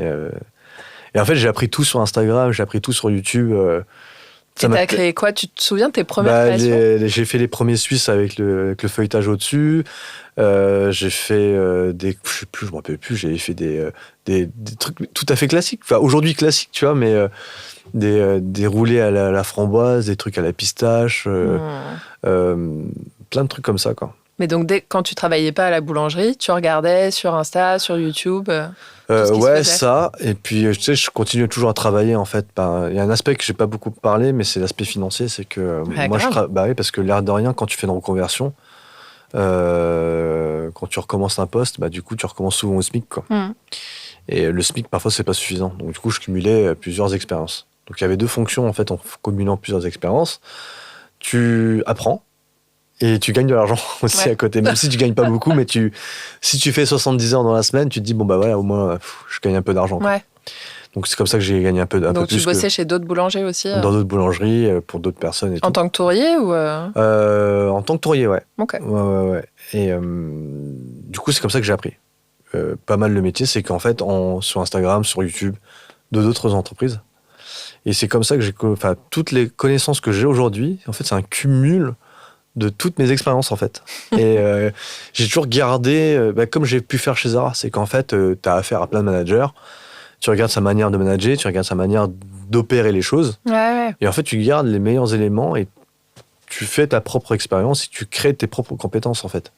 Parfois même, tu les améliores. Et du coup, c'est comme ça que j'ai poussé la boulangerie à faire une vitrine, mais énorme de viennoiserie, quoi. Et est-ce que la clientèle était prête à ça? Elle était super chaude. C'était trop bien parce que du coup, les gens... Et en fait, je me rends compte qu'avec le temps, donc c'était il y a 4 ans maintenant, il y a des gens qui me suivent encore jusqu'à aujourd'hui, qui étaient là depuis le début, en fait. Qui me suivaient parce que ils ont vu... Alors qu'à l'époque, genre, j'avais Instagram, mais je postais des trucs à genre 3 likes, quoi. Ouais. Et en fait, de fil en aiguille, j'ai rencontré Aurore, j'ai rencontré des gens qui ont fait par ricochet, fait d'autres rencontres. Et du coup, les gens, ils venaient, mais genre, des 4 coins de l'Île-de-France pour juste essayer ce que je faisais, quoi. Et est-ce qu'ils venaient parce que c'était vachement créatif, ou parce que c'était hyper bon, ou pour les deux, ou très bien fait? Hyper bon, je pense qu'ils ne savaient pas de toute manière, donc ils venaient parce que c'était hyper créatif. Et ce que je t'ai pas dit aussi, c'est que j'ai fait, donc l'année suivante, j'ai fait les galettes chez eux. Et juste avant les galettes chez eux, en fait, comme je travaillais dans plusieurs boulangeries, j'avais travaillé chez Bohémie. Et j'avais travaillé aussi chez Tartelette. Et j'avais fait au total, sur cette session-là, on avait fait, sans compter pain d'artisan, donc là, dans lequel je travaillais, j'avais fait déjà presque, je crois, 12 000 galettes. Ah ouais. Donc j'ai appris à tourer la pâte feuilletée, j'ai appris à détailler, à décorer, à dorer, enfin tout ce que tu veux, tout ce qui a attrait à une galette, je l'ai fait beaucoup de fois, quoi. Et du coup, en fait, j'arrive à pain d'artisan qu'on commence à les faire avec un max d'expérience, quoi. Et je me rappelle, à l'époque, donc l'année d'avant, ils avaient vendu 1400 galettes. Cette année-là, avec des nouveautés, avec la rapidité aussi, et avec un peu de pub, parce que l'air de rien, du coup, les gens avec les réseaux sociaux, ils venaient, on avait passé à 2600 galettes. Ah et ouais. ça, c'était ouf, parce que du coup, on s'en prenait plein à la tronche. Il y avait des week-ends, on faisait 300, 400 galettes. Et j'avais fait des saveurs qui n'existaient nulle part ailleurs. On avait fait au pendant, on avait fait au durian. Mon patron, il me disait, mais attends, mais c'est quoi ça? Et ça pue et tout. Je lui ai fait, mais t'as ramené des durians dans la boulangerie? Ouais, parce que j'avais fait un sondage à l'époque sur Instagram. Je fais, mais qui est chaud? Et genre 50 réponses. Et je fais, mais alors dans ce cas-là, je fais un autre sondage. Je fais sur les 50 qui ont voté, qui serait prêt à commander vraiment? Ouais.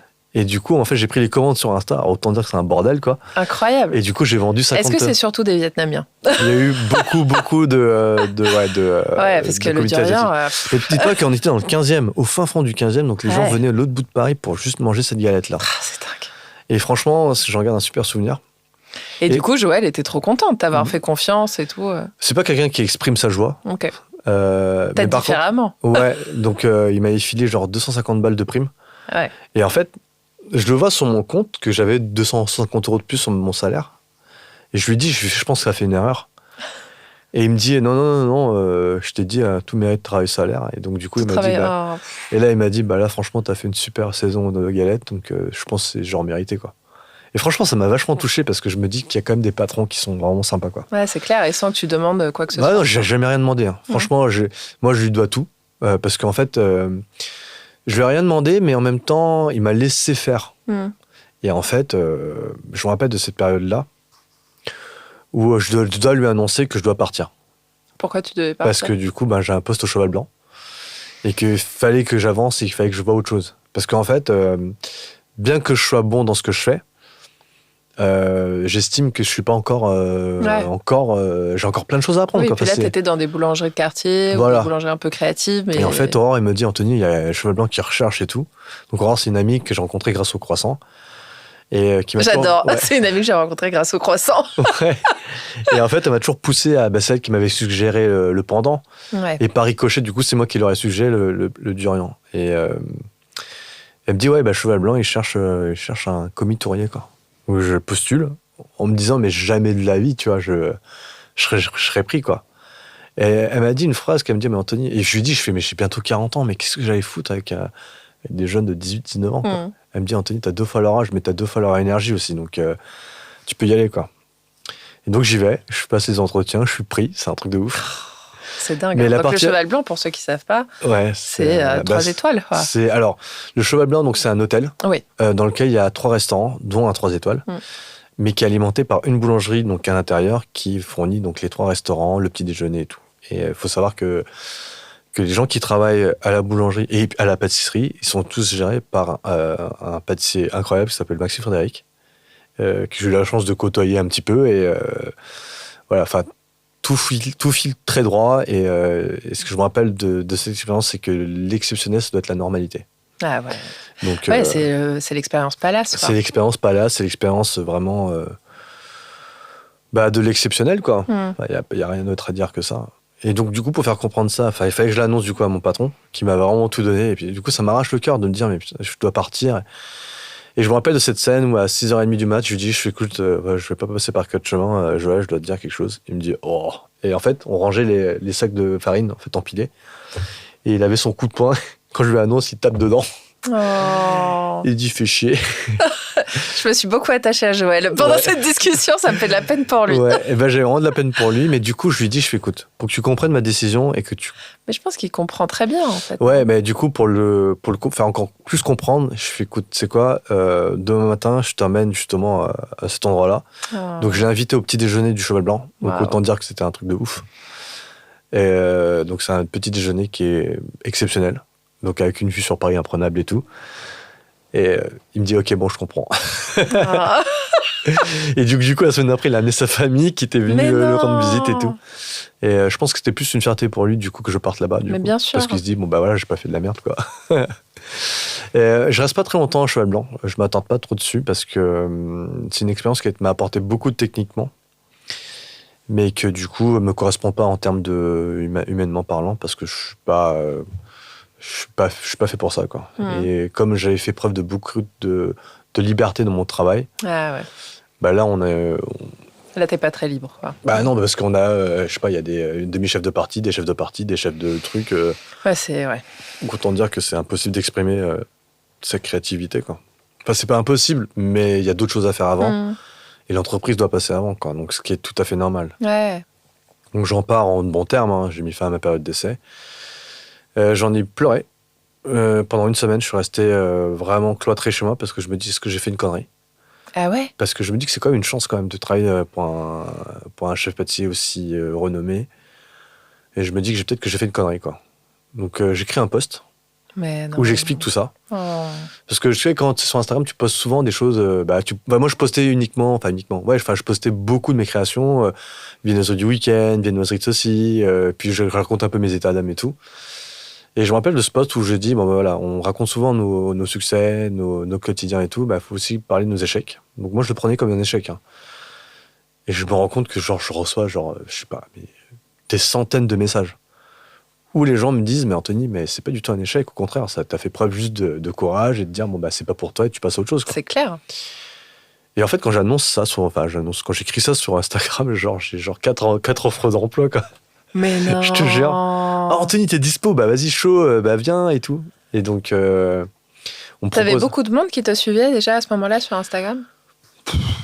Je sais pas, 1000 personnes, je crois. Enfin, 1000 followers, peut-être, un truc du style. Mais très engagé, quoi. Mais ultra engagé, ouais. Aujourd'hui, je me rends compte que j'ai la chance de pas avoir de haters. J'ai la chance que j'ai pas de commentaires. J'ai toujours des commentaires ultra bienveillants. J'ai jamais eu.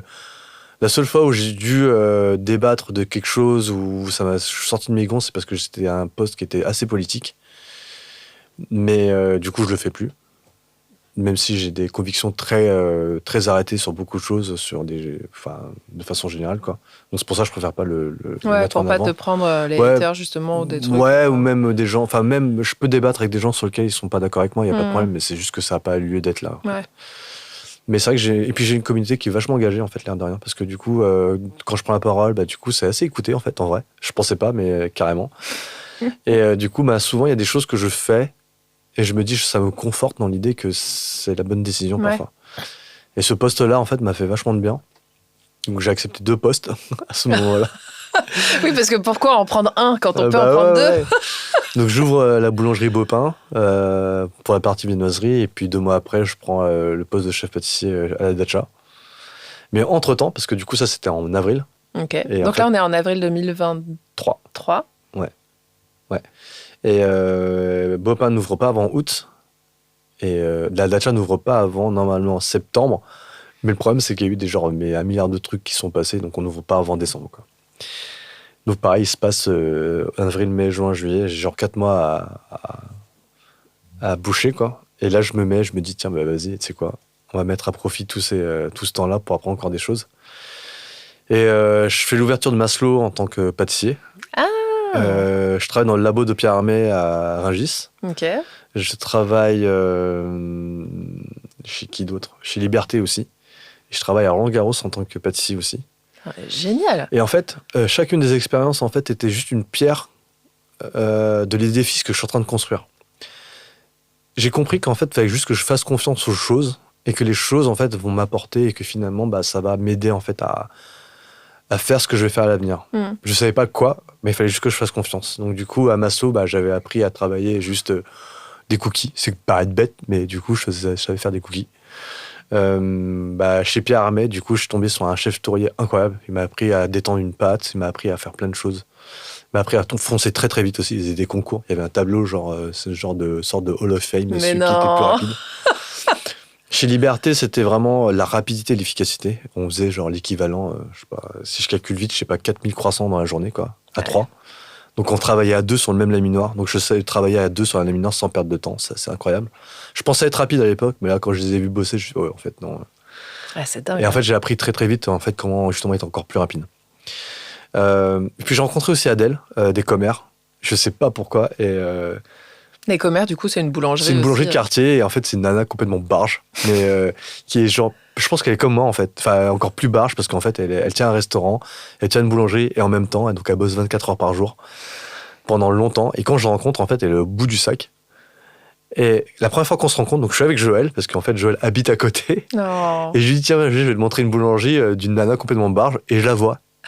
Elle me reconnaît, moi elle me connaît pas. Enfin, moi je la connais pas, elle me connaît pas, mais elle m'avait déjà vu. Et tu savais qu'elle était barge? Ah ouais, elle poste des trucs à la con sur Insta. Elle fait les mercredis reportages de des commères où il lui arrive toutes les merdes du monde, quoi. Genre hier, elle a posté, elle s'est brûlé la cuisse. Ça s'appelle pas les commères pour rien, quoi. Ouais, voilà, c'est ça carrément. Et du coup, et je la rencontre, elle me dit Anto, je fais ouais. Et je réponds bêtement, je lui fais Adèle, ouais.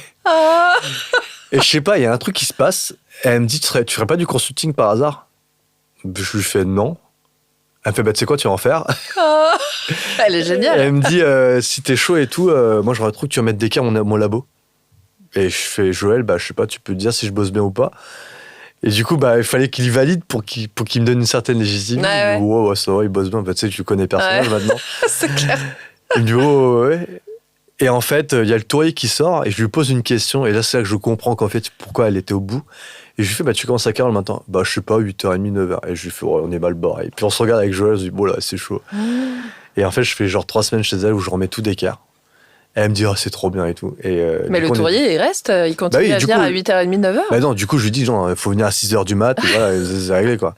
Et en fait, bah, du coup, et lui, il était vachement ouvert à la formation et tout. Donc, cool. Je les ai formés, je lui ai donné un planning type et tout. Enfin, ça s'est super bien passé. Ouais, c'est dingue. Ouais, donc tout s'ouvre un peu à toi comme ça, naturellement. Ouais. Parce que Hermé, Liberté et tout, ça s'est fait aussi. Ça s'est fait comment? Alors, c'était par le biais d'une application qui recharge des extras, en fait. Ok. Ah oui, ce que je t'ai pas dit, c'est que dans ce même temps, je prépare un Ironman. Toujours plus. Ouais. Du coup, cette année, je suis un peu fatigué, mais ouais, en 2023, en plus de tout ce travail-là, en fait, je m'entraîne pour courir dans la même journée, pour nager 4 bornes, pour pédaler 180 km et pour courir un marathon, donc 42 bornes. Et donc ça se passe en juin 2023. Et je bosse comme un taré parce que je bosse dans toutes les entreprises dont je te parle. Et il y en a une qui me fait vraiment me mettre sur les genoux, c'est Roland Garros, où on fait des journées genre 7h, 23h. Et en fait, j'avais accepté dans la mission parce que je me dis, putain, je vais à Roland Garros, c'est trop bien, je vais peut-être voir des matchs. J'ai vu aucun match. Ouais, tu m'étonnes. J'ai pas vu le jour une seule fois. T'as pas vu des joueurs Non, rien, parce que t'es dans le labo, quoi. Je suis en labo et je me dis, en fait, cette expérience était la plus déterminante de toutes parce que quand j'allais devenir chef pâtissier d'un restaurant, c'est là où j'ai appris, genre, et c'est dingue parce que je tombe sur l'un des meilleurs pâtissiers du monde, quoi. C'était le chef pâtissier exécutif de Yannick Aleno et d'Alain Ducasse. 10 ans avant. Ok. Donc le mec, c'est une pointure. Wow. Et en fait, tu le vois quand une panna cotta, c'est simple. Hein. Mais quand il l'a fait, c'est exceptionnel. Je me rappelle d'une anecdote où là, il m'a vraiment fermé la bouche. Mais genre, j'étais tellement vénère dans ma tête que je me dis, en fait, non, il a tout à fait raison. Donc en fait, c'était le dessert, c'était une pêche pochée. Ok. Donc il fallait la couper en deux et enlever le noyau. Ok, donc je la coupe en deux, j'enlève le noyau, je charcute un petit peu le noyau et tout. Et donc c'est pas très beau. Donc sur 10, il y en a 9 qui sont moches et une qui est belle. Il vient me voir au bout de la 50e, il me fait oh, c'est chaud et tout. Et là je me dis, je sens gros comme une maison, il va me montrer une, elle va être parfaite comme par hasard, et il va jamais tenir là. Enfin, il va me montrer, non, il me montre 100. Il t'a montré 100 100. Et là, en fait, dans ma tête, je me dis, mais en fait, c'est un bâtard. Parce que, en fait, il sait que je savais que j'allais penser ça. Ah, c'est dingue, hein. Et donc, en fait, il a fait les 100. Il me dit, écoute, voilà, je t'ai montré. Et je lui fais, tu sais que j'ai fait de mon mieux. Et il m'a dit, tu sais quoi, améliore ton mieux et on en reparlera. Mais il te donne, du coup, des astuces pour améliorer ton mieux? Bien sûr. Parce que, en fait, ce qu'il comprend, c'est que il sait que je comprends vite. Donc, il me le montre. Mais en fait, pour juste me montrer que c'est pas de hasard, et que sur les 100, il va avoir un taux de réussite à 100%. Et que moi, mon taux de réussite, il est à 10%. Donc, du coup, mon mieux était dégueulasse. Je le sais très bien, tu vois. Et en fait, je pense qu'il y a quelque chose que j'ai compris à ce moment-là, c'est que je me dis, en fait, tu peux faire de ton mieux, mais que si ton mieux, parfois, c'est pas suffisant. Il faut juste regarder ce qui se passe ailleurs pour faire un peu mieux, en fait. Changer de référentiel. Voilà. Et je me rappelle que c'est là-bas que j'ai appris à faire des quenelles de glace. Des trucs tout bêtes, en fait, mis bout à bout. Dans 1 an, elle allait me servir. Ou dans 6 mois, tu vois. Mais tu le savais pas à ce moment-là, quoi. Je le savais parce que du coup, c'est pour ça que j'ai aussi accepté la mission. Mais je sais que ça allait m'apporter. Donc, il fallait vraiment que je sois ultra attentif. Mais ça ne m'arrangeait pas parce que du coup, j'ai un Ironman 2 semaines après et j'étais claqué. Et tu avais le temps de t'entraîner? En fait, ce que je dis souvent, c'est que j'ai 24 heures dans une journée. Oui, mais il y a le sommeil. Je dormais peu, je te l'accorde. Et du coup, je partais en courant au travail. Je m'arrangeais pour caler un entraînement de piscine pour pouvoir me prendre une douche entre les 2 tafs. Comme ça, j'étais propre pour le 2e travail. C'est dingue. Le dimanche, effectivement, ce jour où je travaillais pas, du coup, je partais à 7h du mat faire genre 7-8 heures de vélo. Je rentrais, je faisais un semi-marathon. Et non, c'est un vrai projet de vie, un Ironman. Hein, c'est genre. Mais je pense que tu as vraiment une bonne constitution. Hein. Tu n'as pas besoin de temps de repos, de reprendre de l'énergie. En fait, alors, à l'époque, je sais pas franchement, avec le recul, je me dis, mais comment je faisais ça? Aujourd'hui, j'ai vraiment besoin de dormir. Parce que j'ai besoin de me reposer, j'ai besoin d'être en forme pour le lendemain. Mais je pense que c'est comme je te disais au début, c'est qu'en fait, je me conditionne. En fait, je me conditionne dans le fait que j'ai pas le choix de le faire. J'ai choisi de payer 650 € pour participer à une course, sachant que j'ai acheté un vélo à 5000 balles. Je me dis, mais attends, mais il faut que je le fasse, quoi. Et en plus, il faut que je le réussisse, quoi. Donc, je me laisse pas le choix, en fait. Ouais. Et quand j'ai pas le choix, et quand t'es dos au mur, je pense que quand on est dos au mur, on n'est jamais meilleur, quoi. Donc, on se pose pas la question. Voilà. Donc, je le fais, quoi. Et je reprends un peu le fil, donc... Et l'heure tourne. Ouais. Bon, on va arriver vite à tout ça, quoi. Mais en vrai... Donc j'ouvre Baupin, ça se passe plutôt bien, mais voilà, encore une fois, c'est une expérience comme une autre, entre guillemets. Je leur apporte un peu ce qu'il y a à apporter, quoi. Et je fais la Dacha. 1 an, où je fais tout ce que je peux pour lancer le restaurant dans ma partie. Donc la pâtisserie, la viennoiserie. Donc on est l'un des seuls restaurants à faire sa propre viennoiserie. Et du coup, je lance assez rapidement le petit déjeuner du samedi autour de la viennoiserie. C'est là où je me rends compte que les gens ne connaissent pas le métier de tour, enfin de tourier, quoi. Et donc du coup, à chaque client qui vient prendre le petit déj, c'est moi qui le sers, c'est moi qui lui explique le truc. Pourquoi ce croissant est à 4 €? Parce qu'à l'époque, je le vendais 4 €. Ouais. Parce qu'il y a tel beurre, il y a tel ingrédient, telle farine, puis il y a tout le travail derrière. Ouais, tout le temps de travail, t'as 3 jours derrière. Ouais, alors 3 jours, c'est pas vraiment ça, mais t'as quand même un process qui est assez long quand même. Ensuite, on lance le brunch, où il y a la mini-viennoiserie qui cartonne. Il y a tous les desserts à l'assiette aussi. Au début, je me rappelle d'une conversation que j'ai attrapée au vol, où il disait, le client disait, ouais, le repas était incroyable, le dessert était pas ouf. Et là, je le prends personnellement, tu vois, parce que tu dis, je vais gâcher l'expérience du resto à cause du dessert. Je me rappelle, j'en ai parlé au chef, et le chef m'a dit quelque chose de très juste. Il m'a dit, si tu le fais avec amour, ce sera toujours bon. Et en fait, du coup, l'intention que tu te donnes va, de façon indirecte, impacter ce que tu fais, en fait. Ouais. Et en fait, c'est là où tout se débloque. C'est que du coup, je comprends certaines choses, je comprends comment composer les assiettes, je comprends certaines techniques, je comprends... ça débloque, en fait. Et là, c'est là où je me dis, ouais, effectivement, je reviens toujours à me dire, en fait, il faut laisser faire les choses. Et se faire confiance parfois, et du coup, ça vient tout seul, quoi. Et je fais ça pendant 1 an, où j'enchaîne les brunchs, les petits déj et tout. Et surtout, ce qui est génial, enfin moi pour y avoir été, c'est que on te voit en fait. Oui, c'est vrai. Ça, c'est un élément qui est très important, je pense aussi. C'est qu'en fait, on est en cuisine ouverte. Et j'apprends aussi à travailler devant les gens. Donc, de façon générale, on travaille proprement, on est organisé et tout. Mais là où j'apprends vraiment le truc, c'est que quand j'ai les clients devant moi, c'est plaisant parce que je parle avec eux, j'interagis. Et comme j'ai un background qui est assez fort en termes de communication, finalement, c'est que j'arrive à juger si les gens veulent être tranquilles, s'ils veulent un peu de ma présence, et si on rigole ou pas. Je me rappelle deux personnes qui arrivent manger à 22h. Je me dis, 22h, c'est la mère et son fils. Ils arrivent en retard, 22h10. Et là, tu te dis, bon, je suis pas sorti avant minuit et demi, quoi. Et au final, on passe 2 heures, mais incroyable. Parce que du coup, on parle d'Ironman, on parle de tennis, on parle de tout et de rien. Je leur fais goûter la moitié de mes glaces. Je leur fais, et du coup, c'est un échange permanent, quoi. Et en fait, j'en ai fait même une story à la une, c'était Friends and Family à Decanter. Et du coup, c'était un plaisir pour moi de recevoir les gens au comptoir, parce que c'était vraiment des moments privilégiés, parce que l'air de rien, t'as la chance de faire quelque chose que les gens voient, dégustent, et du coup, tu vois leur réaction. Alors, c'est à double tranchant. Tu fais quelque chose de dégueu, mais c'est pas grave, au contraire. Tu vois, tu prends, tu dis, mais pourquoi vous avez pas aimé et tout. Donc, du coup, t'améliores les choses.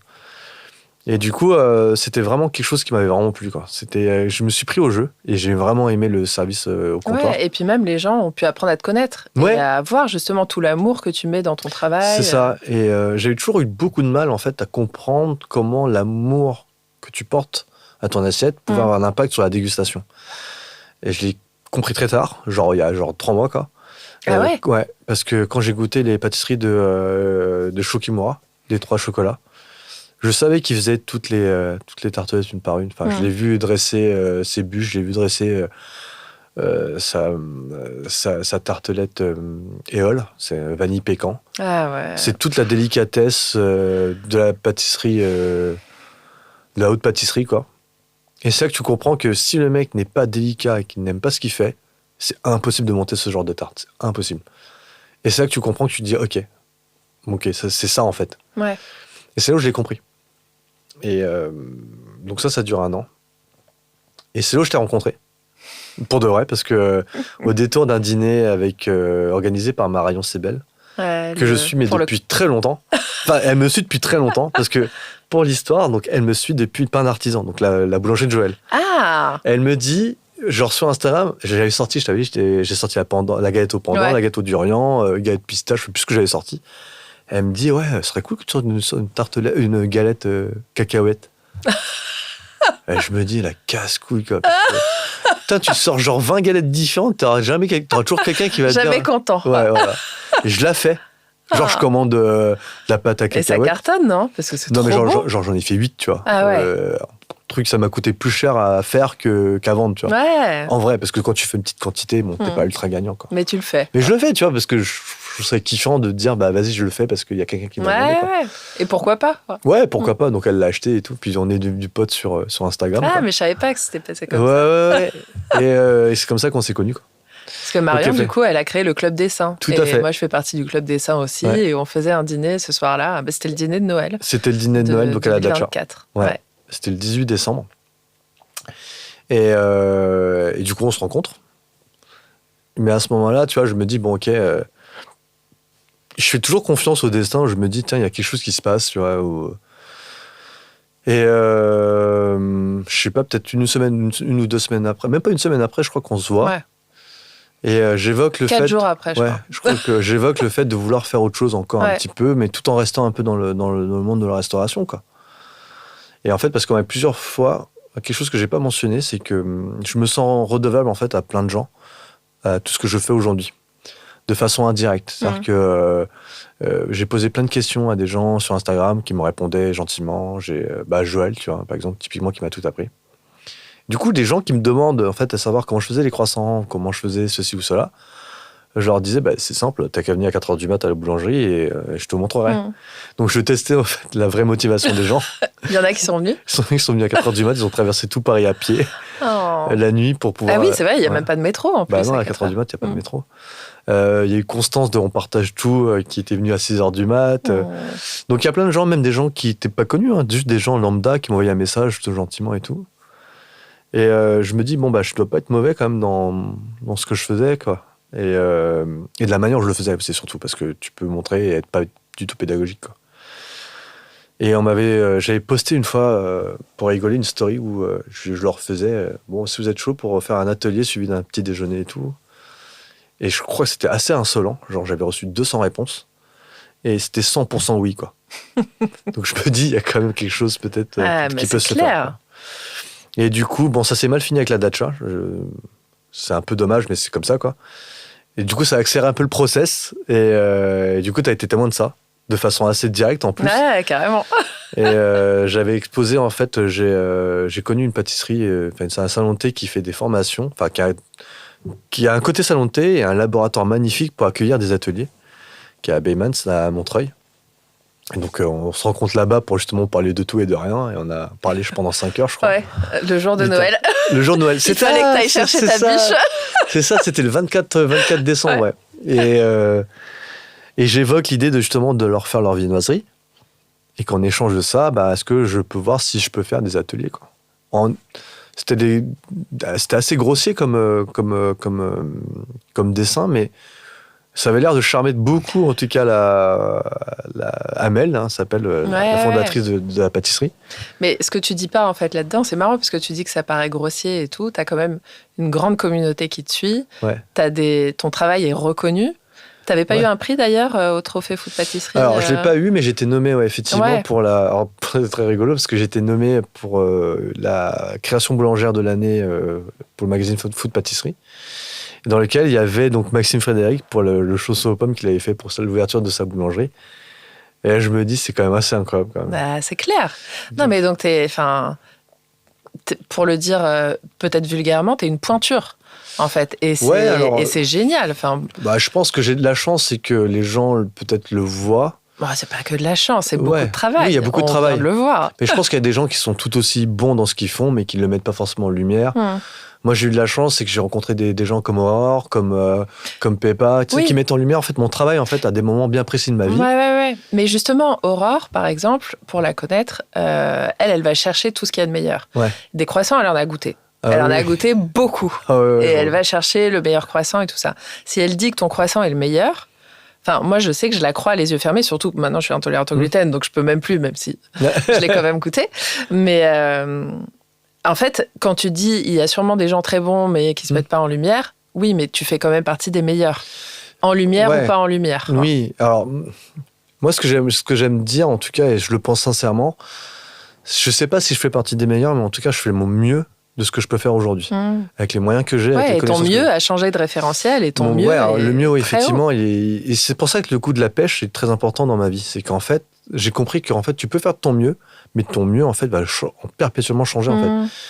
Il ne peut que s'accroître si tu veux que tu veux une amélioration dans ce que tu fais.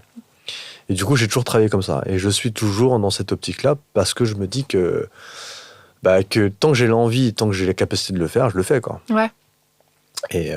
Et au final, on parle de quelque chose qui était là le 24 décembre. Le 29, j'apprends que finalement, on met fin à ma mission, ou je sais pas comment ça se fait. Bref, j'ai pas envie d'en parler, quoi, mais c'est vrai que c'était un peu triste. À la Dacha. 2 heures, même pas, allez, un quart d'heure après, c'est ça qui est incroyable, c'est que ma pote Adèle, qui tient donc la boulangerie des Commères, elle m'appelle en furie, elle me dit, on pleure, pas en furie, on pleure. Elle me dit, Anto, putain, je suis dans la merde, il y a mon tournier qui m'a laissé tomber et tout, il en a arrivé pendant 15 jours, j'ai pas de galettes, genre, j'ai 50 galettes, je vais jamais tenir pour l'épiphanie et tout. Je fais, tu sais quoi, t'as une chatte de dingue, parce que là, maintenant, j'ai genre 35 heures qui viennent de s'ouvrir là, maintenant. Et on se retrouve à faire genre, je sais pas, peut-être, je sais même plus combien on a fait de galettes, bref. On a refait tout, mais genre en 10 jours, on a refait toute la prod de viennoiserie, sachant qu'elle carbure, hein, elle marche super bien. Oh là là. Dans le même temps, je travaillais, ce que j'ai pas dit, c'est qu'en même temps que la Dacha, en fait, je travaillais aussi pour Rouler Boulet. Une boulangerie une boulangerie de quartier dans le 3e, que j'adore parce que c'est Sandra et Max, c'est un couple qui tient cette boulangerie.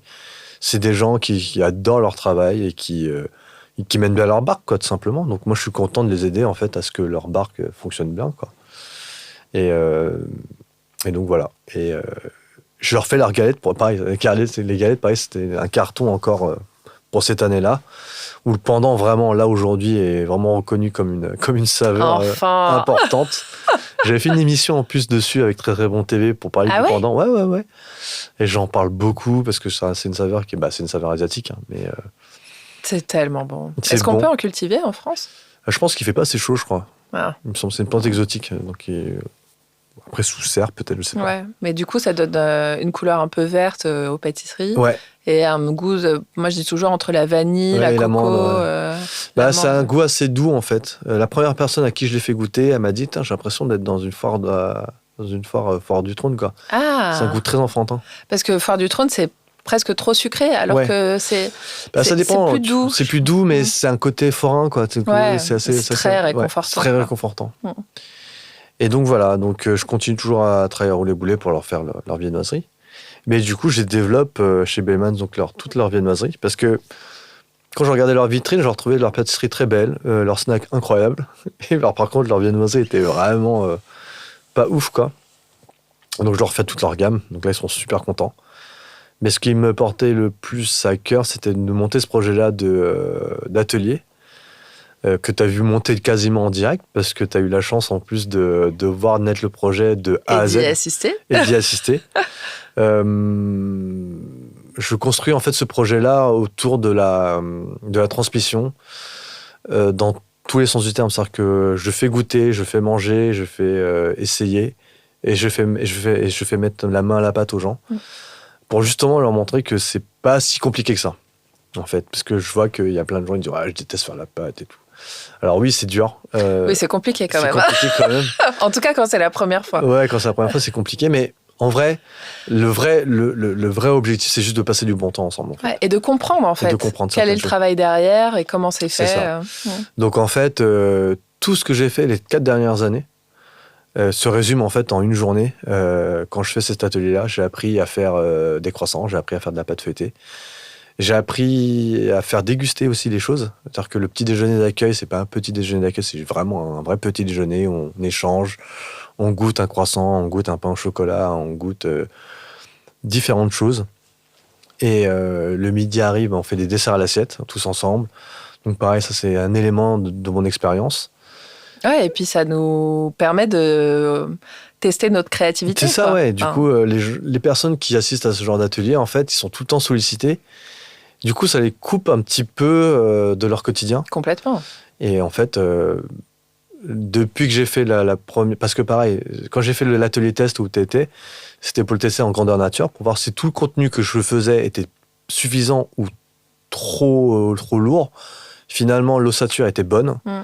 Il y avait 2-3 trucs à améliorer. Du coup, le timing était parfait. Pour un atelier test, c'est dingue. C'était assez dingue. Et du coup, justement, vous étiez les invités pour savoir si ça se passait bien, mais c'est surtout de savoir en fait si ça vous plaisait et s'il y avait des choses à améliorer. Et du coup, j'ai toujours travaillé dans ce sens-là. C'est que j'ai appris très tôt, quand j'ai mis le pied dans le métier, à écouter en fait ce qui se passe, que ce soit des choses positives.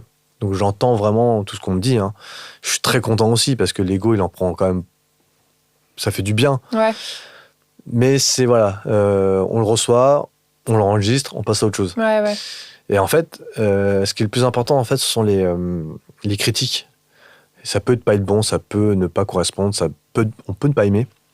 Il suffit juste de savoir pourquoi, si on peut améliorer. Et en fait, quand j'ai appris à encaisser ça, parce que l'air de rien, qu'on s'en prend en plein la tronche, c'est pas agréable. Tu t'en es pris beaucoup ? Oui. Au début, ouais. Quand Aurore me dit que mon croissant était dégueulasse... Surtout qu'elle peut être cash. Ouais. Donc, mais je me suis pas arrêté à ça. Ouais. En fait, j'avais une quête secrète de me dire, ok, elle l'a trouvé pas bon, elle le trouvera un jour très bon. En n'ayant jamais cette prétention, en me disant que ce sera le meilleur. Hein. Ouais. En disant juste à un moment donné, peut-être qu'il sera bon, quoi. Et quelle que soit la chose que j'entreprends, quoi. C'est que je fais de mon mieux. Je veux pas être le meilleur, c'est impossible d'être le meilleur, parce qu'il y aura toujours quelqu'un de meilleur que soi. Mais par contre, on peut effectivement être meilleur que soi-même à un instant T, quoi. Et du coup, cette journée-là, en fait, elle a servi justement à savoir si ça plaît et si ça me plaît à moi aussi. Parce que la finalité, c'est ça, c'est à savoir si moi, la direction que je donne à ma carrière, elle est bonne ou pas. Bah ouais. Et je me suis aperçu qu'effectivement, j'ai besoin de produire, j'ai besoin de créer. Et j'ai aussi besoin de sortir un peu de mon confort parce que là où je rejoins Joël, c'est effectivement un travail qui est très répétitif. Aujourd'hui, oui, je suis capable de faire 1000 croissants par jour. Est-ce que ça me plairait de faire ça tous les jours ? Je pense pas. Enfin, je pense plus. Même si c'est très reposant, même si c'est très beau, même si tout ce qu'on veut. Mais j'ai besoin aussi de quelque chose qui me sort de mon quotidien et qui me permette aussi d'être épanoui, quoi. Et c'est là où j'ai appris ce terme-là, en fait, avec Aurore, et qui je connaissais pas, hein, c'est Ikigai. C'est de réunir, en fait, les 4 dimensions, en fait, de la vie. Hein. C'est de savoir si c'est utile, savoir si ça m'apporte de l'argent, et savoir si ça me plaît. Et je sais plus c'est quoi la 4e dimension. Et si t'as les compétences. Et si j'ai les compétences pour. Et en fait, effectivement, quand je regarde avec ce que j'ai pu faire, et où j'en suis aujourd'hui, c'est que je suis heureux en plus de le faire. Donc, je pense que ça se sent, ça se voit. Ouais. Et la fierté que je peux en tirer, c'est que je me dis que j'ai commencé vraiment de zéro. C'est qu'on compare souvent des sportifs de haut niveau où il y en a un qui est plus talentueux que d'autres, mais il y en a forcément un qui va travailler plus que l'autre. Et la qualité que moi j'ai toujours travaillé, c'est la force de travail que je pouvais mettre. C'est clair. Hein. Et je pense que ça, c'est mon seul talent. Il y a certainement d'autres talents que je n'exprime pas ou que je n'aime pas entendre. Mais le seul dont je suis sûr, c'est celle du travail. C'est celui que tu maîtrises, quoi. C'est celui que je maîtrise et celui où je peux garantir les choses. Ce que je dis à chaque entretien, quand moi je dois mettre mon travail en avant, c'est que la seule garantie que je donne, c'est que c'est la force de travail que je peux fournir. Après le reste, ça vient plus ou moins tout seul. Ouais. En général, quand tu maîtrises ce que tu fais et que tu es capable de faire, ça part tout seul, quoi. Mais c'est vrai que l'intention de vouloir bien faire les choses, c'est la chose la plus importante. Après, tu as les compétences, évidemment, le bagage technique, et c'est ça qui fait que j'arrive à plus ou moins maîtriser ce que je fais. Même si, au quotidien, 2 fois ça l'a fait déjà, je veux sortir les meilleurs croissants possibles le jour J, le plus important, 2 fois ça rate. Donc la fois où t'es arrivé, et puis Ouais. la fois aussi quand la deuxième atelier. Alors je sais pas si c'est un hasard ou si vraiment je suis nerveux et que donc du coup je rate une étape. Je pense que même la température du corps est pas la même et tout. Enfin, quand tu dis Ouais. l'humidité, tout ça. Je pense que c'est un peu lié, je pense. Je me dis C'est une matière vivante. C'est une matière vivante, ouais. C'est pour ça que je dis jamais. Tu verras en fait dans mon champ lexical, je dis jamais maîtriser dans ce que je fais. Je parle jamais de masterclass parce que j'ai aucune comment dire, prétention en tout cas à le faire parce que c'est quelque chose de très très dur. Donc ce que je dis souvent c'est d'apprivoiser en fait les choses. C'est d'apprendre en fait à ne serait-ce que de la dompter un petit peu. Et au final c'est juste avoir la chance de se dire ok, tu provoques la chance pour que ça sorte bien, mais du coup tu mets tout en place quand même pour que ça se fasse quoi. Ouais, non mais c'est clair. C'est ça qui est pas facile en fait, c'est d'avoir tout le temps les planètes alignées. Mais tout le travail en amont. Pour cet atelier, par exemple, j'ai travaillé énormément sur le timing, j'ai travaillé énormément sur le contenu, j'ai travaillé énormément sur comment vont s'enchaîner les items. Et c'est vrai que du coup, il y a eu très peu de place au hasard, au final. Et ma fenêtre, en fait, c'est de réduire le hasard, en fait, pour éviter qu'il y ait des imprévus. Mais c'est aussi ça, mon travail, c'est de savoir s'il y a des imprévus, qu'est-ce que je fais. Ouais. Et c'est ça, en fait, qui fait que l'expérience va être sympa. C'est que là, aujourd'hui, je vais être mon 3e et mon 4e qui est déjà complet. Donc, du coup, je me dis, OK, ça se passe bien. Mais qu'est-ce qui peut ne pas se passer bien sur lequel je dois rebondir assez vite. Ouais. C'est ça, en fait. Il y a des paramètres. Du coup, s'il y a 8 participants, il y a 8 facteurs qui vont être changeants. Donc, voilà, c'est ça, en fait, comment rendre l'expérience sympa pour tout le monde, quoi qu'il arrive. C'est génial. Hein. Et je suis très fière de la manière dont tu as nommé l'atelier, mais ça venait vraiment du cœur. En fait, en sortant de l'atelier, c'était vraiment une journée assez exceptionnelle où plus tout le monde était adorable et tout le partage qu'il y a eu et toutes les viennoiseries qu'on a sorties, enfin, tout était génial. Et vraiment, je me suis retrouvée dans le métro et je voulais te remercier. Et là, je me suis dit, en fait, ça m'est venu tout seul, je dis, ça m'a mis du beurre au cœur. À la manière du ça met du baume au cœur. Ouais. Mais là, c'est vraiment, parce que là, on est dans le beurre, on est dans le tourrier, le machin. Et c'est toi. En fait, c'est vraiment ce que tu fais. Tu nous mets du beurre au cœur. En tout cas, quand je l'ai lu, ce message, tu vois, j'ai répondu, mais genre peut-être 2 secondes après. Et je me dis, en fait, c'est ça, en fait. Oui. Et je me rappelle que, je crois que c'est la 2e fois qu'on se voyait, on se disait, mais il y a un truc qu'il faut qu'on travaille, c'était genre, il fallait trouver un nom. Ouais. Et en fait, on s'était dit, ça va être rigolo de trouver un nom. Et en fait, c'était... Et pareil, la même réflexion, je me dis, si on s'était posé la question, ça va venir tout seul. Et tu vois, et ça n'a pas manqué, tu vois, c'est arrivé tout seul, en fait, et c'était apparu comme une évidence. Et donc, effectivement, c'est maintenant, aujourd'hui, le nom de l'atelier, parce que c'est pas qu'un atelier, c'est un bon moment d'échange entre les gens, parce que là, le dernier, j'avais un chef, genre ultra reconnu et tout. Je me suis dit, mais qu'est-ce que je veux lui apprendre? Et en fait, non, enfin, c'est pas qu'est-ce que je veux lui apprendre. Mais oui, on apprend toujours. On apprend toujours, et c'est lui qui partage. C'est ça, et c'est ça, en fait. C'est juste que les gens doivent... Enfin, je me dis, on se laisse aller un petit peu et on se fait confiance aux uns aux autres. Donc là, si les personnes font la démarche de venir, mais bien sûr, c'est qu'ils ont envie justement qu'on les emporte un petit peu. Ouais, et donc, c'est ce qui se passe. Hein. Et donc voilà. Est-ce que j'ai le temps de te poser 3 petites questions encore? Bien sûr, avec plaisir. Est-ce que tu regrettes des choses que tu as faites ou pas faites dans tout ce parcours? Professionnellement parlant? Ouais. Non, aucune. Aucune, parce que je pense qu'avec le temps, quand tu fais les choses et que ça ne va pas dans ton sens ou que c'est un refus ou que ça ne se passe pas comme tu le souhaites, c'est que ça doit être comme ça. La seule chose importante, c'est de savoir ce que tu en fais derrière. Exactement. Et si tu dois rebondir derrière, ou si tu acceptes la situation et que tu passes à autre chose. Mais il ne faut jamais en fait se dire que putain, je regrette. Non, c'est que, comme je t'ai dit tout à l'heure, en fait, toutes les expériences que j'ai pu faire, alors, on m'a demandé en fait une liste de toutes les entreprises dans lesquelles j'ai travaillé pour justement le mettre dans un poste. Et du coup, dans le poste, en fait, ça a été accéléré tellement c'était long parce que j'ai fait, je crois, 25 entreprises. Ah ouais. Ouais, c'est assez hallucinant. Aucune, je les regrette. Parce qu'en fait, elles ont tout à un moment donné, elles m'ont tout apporté à proportion plus ou moins égale. Hein. Oui, parfois plus. Cheval Blanc m'a apporté plus que la petite boulangerie de quartier que j'ai fait pendant 2 semaines. Mais chacun est une pierre à l'édifice. Mais chacun, en fait, a été important d'une manière ou d'une autre, parce que du coup, c'est ce qui fait que je suis là où j'en suis aujourd'hui, quoi. Ok. Voilà. Le podcast s'appelle Les gens qui font. Ouais. Et par les gens qui font, j'entends ceux qui écoutent leur cœur, qui passent à l'action, malgré les peurs. Ouais. Qu'est-ce que tu conseillerais à quelqu'un, justement, qui est un peu coincé par sa peur, mais qui sent qu'il a envie de passer à l'action? Ok. Il y a deux choses auxquelles il faut qu'elle réponde. C'est de savoir si financièrement elle peut tenir ou pas. Parce que l'argent ne fait pas le bonheur. Mais en fait, le problème, c'est qu'il faut payer le loyer, il faut payer à manger, il faut payer... C'est une réalité. C'est une vraie réalité. Et c'est souvent la peur financière qui tenaille. Voilà.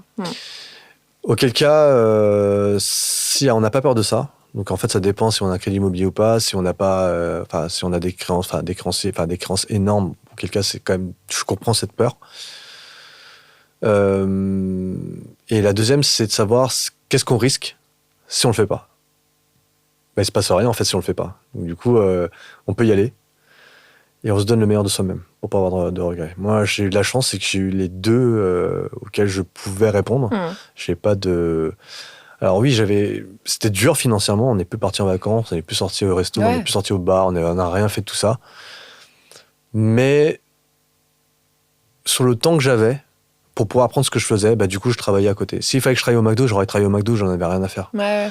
Pour la petite anecdote, quand je suis revenu, en fait, quand j'avais quitté Zara pour ouvrir un magasin de pâtes, et quand je suis revenu pour passer des entretiens, bah, c'est tout le temps que je perdais où je gagnais pas d'argent, en fait. Du coup, qu'est-ce que je faisais pendant que je passais les entretiens? Je travaillais pour une bonne intérim pour lequel je faisais travailler des intérimaires pour les soldes chez Zara. Du coup, j'étais intérimaire pour Zara. Tu postulais. Et je travaillais en fait dans un magasin Zara en tant qu'intérimaire vendeur, genre je ramassais les poubelles quoi presque. Et du coup le directeur général était là, il me dit mais qu'est-ce que tu fais là Anthony? Alors que j'étais quand même un des cadres de la boîte quoi. Et je fais je passe des entretiens, du coup j'ai du temps à tuer quoi. Et comme je peux pas prendre de poste, donc en fait il y a toujours en fait un moyen en fait de s'y retrouver. Il faut juste en fait se donner les moyens. Après, je sais qu'il y a plein d'éléments. Il y a le fait d'avoir des enfants, le fait d'avoir des impératifs et tout. Je sais que c'est dur. Moi, j'ai eu de la chance d'avoir que tout s'est bien goupillé. Et...